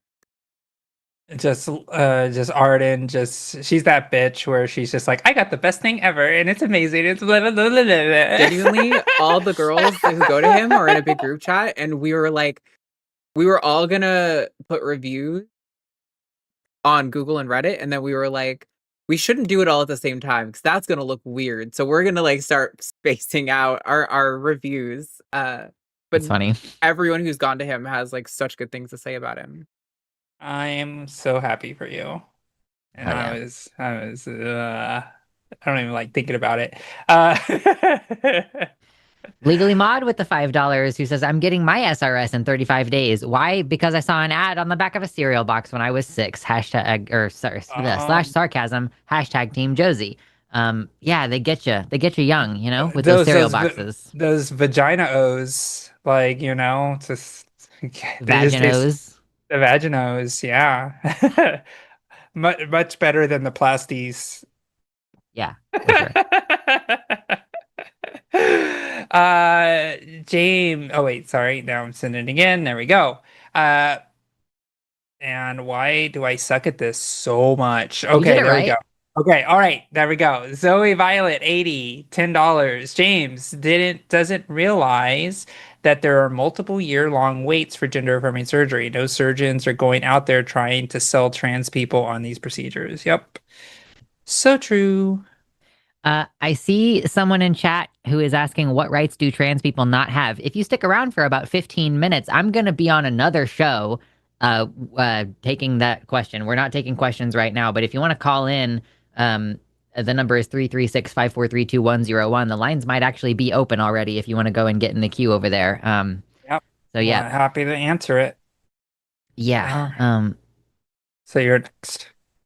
Okay, you already read this one. Yeah. I was like reading it like, wait, this one already Yeah. did. Yeah, okay. Zoe, thank you for the $10 who says, also, Purdue is a pharmaceutical company. They quote advertised opioids by giving kickbacks to prescribing physicians. Gender surgeons aren't getting kickbacks from quote big vagina. Yeah, that's the big difference. Yeah, absolutely. Um Unisapien 2009, thank you for your $20 Canadian. I am a drop in a puddle. The shape of the puddle is from the drops that came before me. I don't have a shape until I land. It's like a reverse riddle. Deep. Yeah. Thank you for $5 from Legally Mod who says James calls are nothing but ignorance and fuels. Such an oxygen thief. Yeah. Yeah. We have Fern, Valera. That's it. $5. TACIS was important to me figuring out I was trans. Thank you for helping to make me a happier me. Love you all. Hashtag Team Lux. How do the kids do it nowadays? They do like this? Like Uh, this? no, that's how the Gen Zers do it. The kids do That's what I this said. now. Is it Oh, okay. Well, right? they're kids to me. People in their 20s, they're kids, right? See, You're in I'm your so 40s. broken. I'm so broken I can't even. I almost got it. I did it. I finally There you go. learned. Yeah, Yeah. yeah, yeah. This is what the Gen Alpha kids do. Yeah. Um. Anyway, thanks, Valira. Unsapien for the 10 Canadian says hashtag Team Josie. Sorry, Lux, I love you too. No, you don't. Oh. My voice is tired. uh, Myra's is it Majora's casket? Yeah. Okay, $5. Are either of you or Arden fans of Doctor Who? In my opinion, your Time Lord names would be the politician, the dragon, and the mother. Hashtag excuse my nerdiness. Hashtag Team Lux. I haven't seen it, but I like the title. It works for me. I used to be big into Doctor Who for like many, many years. In fact, I was just going through some of my t-shirts in my closet and being like, which one of these needs to just go in a memorabilia location? Like, I don't want to get rid of it, but I'm definitely not going to wear it. And Wibbly Wobbly Timey Wimey was one of my shirts that I put away because I'm not going to reasonably wear that, but both for fit and for topic reasons. I fell off of Doctor Who when Capaldi in his first season because I hate the writing. I don't like how they write women. I'm sorry. I'm tired of it. I got tired of how they wrote Clara. The best one was the fucking Dalek one, and then every other one sucked. And I'm sorry, but that's how they write women, and it's not her fault. So I stopped watching Doctor Who. But I'm really a fan of this idea, and people have been saying it for like weeks, at least weeks in the chat that I am a Time Lord, and I am not going to discourage you from doing that. Anyway, yeah, thank you. It's fun. Babs with the 5 quid says, I don't know how you put up with these cockwombles. Hashtag Team Lux. Yeah, I mean, having unilateral ability to yell and mute them helps a lot. Yeah. $5 Canadian from Unisabian 2009. At Majora's casket, the doctor would be Josie. Lux would be her celery Jimmy, and would be the suit from the same period. You know who you are. I don't know what that means, but I'll take it, I guess. I am not celery. You're not celery? I don't Nope. know. I don't know. He wore a stick of celery in his pocket. Oh, okay. Fair enough. In like number 4 or something. I don't know. It was a long time ago. I do Thank you. have been accused of having a lot of main character energy. Yeah, that's fair. I think that's fair. Thank you for the 5 quid from Pip, who says queer book recommendation. The dragon has some complaints. It's about a grumpy formerly 4-headed dragon in a trans-inclusive dragon rider society. Interesting. I'm gonna open a tab and I'll read about that later, and then I'll probably not read the book because I'm really bad about following up on these things. But thank you anyway for the recommendation. Caterus, C, $5. Thank you for speaking up for the community. Biology disagrees with bigoted views. Sorry about ya. Yep. True. Thank you for, in true spirit of Forest, Jack in a Box with the 5 quid, who says hashtag Team Forest. Yeah. Thanks. Yeah. Seems appropriate. Yeah. Kazoo, Kayaku, $5. Bridget here. I was gonna say a second thank you to Josie for being a politician fighting for us. Felt appropriate after hearing you mention that. Aw, thank you. And it's not stopping. Still doing it.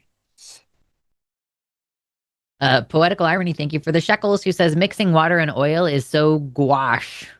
I think that must be some kind of food reference, but I don't know what it is. It's a painting pun. Oh, a painting pun. Okay. I didn't get that one either. Anime Sidekick Gal, $10 to hashtag Team Lux. Welcome to Necrotoxy. Because Mitch McConnell is dead. Yeah. Necrotocracy. I see. Necrotocracy. Yeah, that makes sense. Thank you for another $5 from Hyena Dyke, who says, I'm not a pro-lifer, I'm a proof of lifer. Hashtag Team Lux. Yes. True.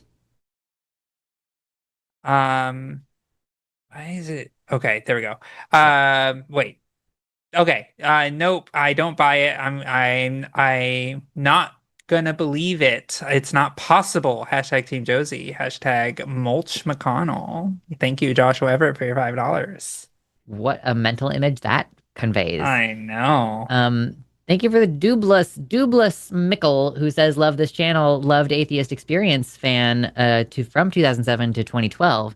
It helped shape my worldview. And now as a trans person in my 30s, and this show is helping me. Thank you. Hell yes. That's amazing. Very Thank you. happy that has helped you, It's good. Yeah.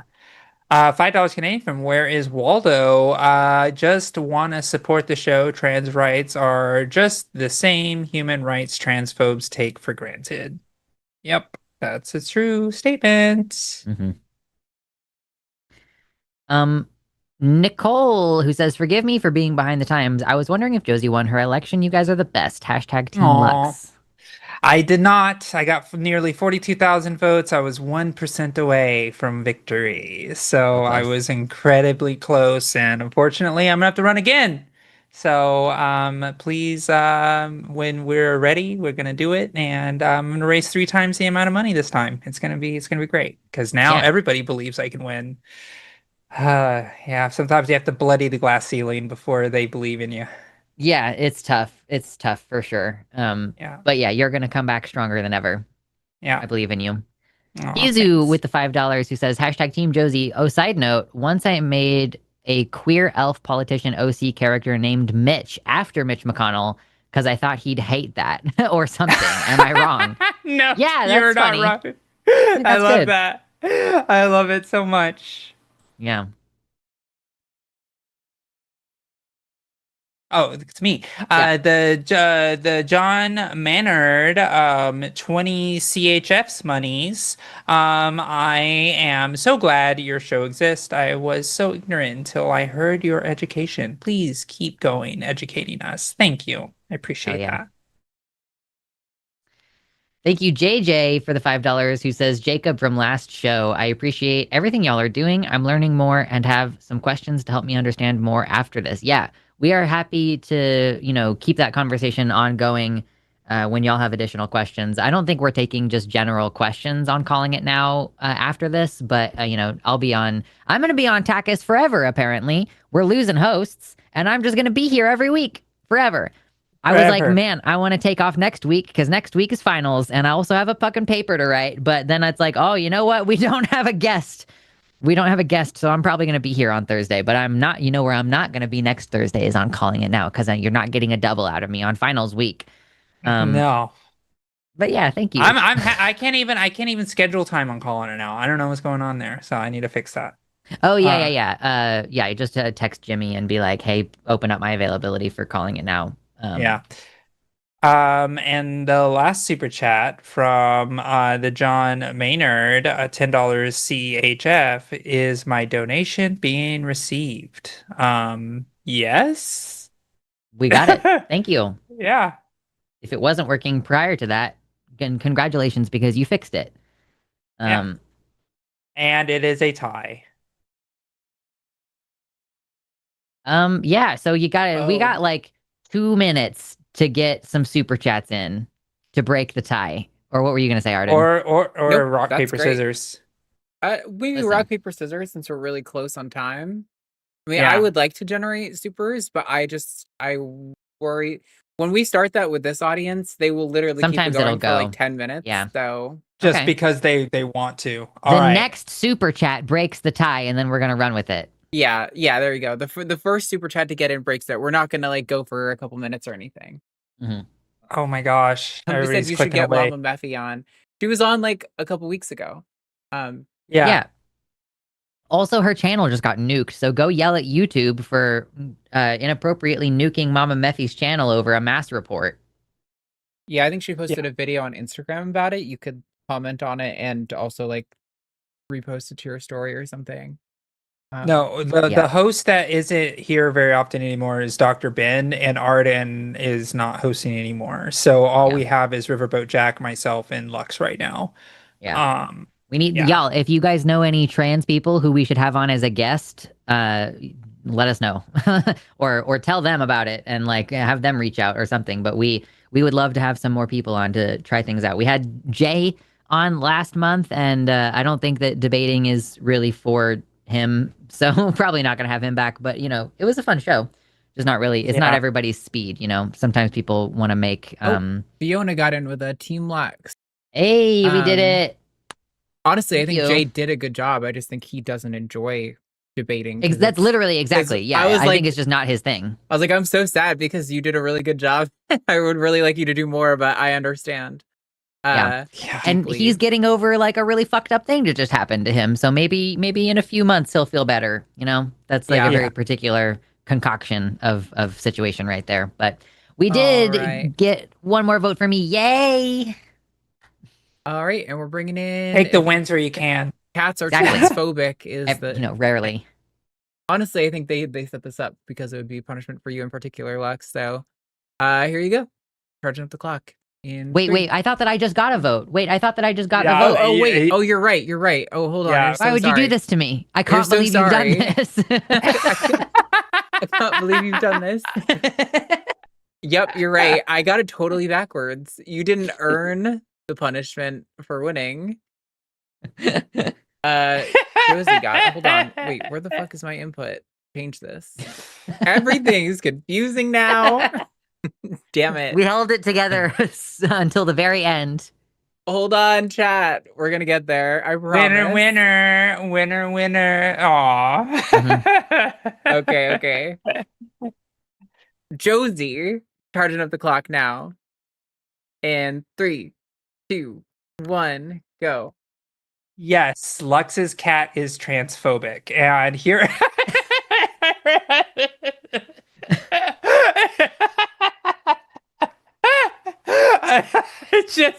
just saying, that's what everybody agreed, that your cats are transphobic, which logically, as a skeptic channel, that means if all cats are transphobic, that means Lux's cat is transphobic.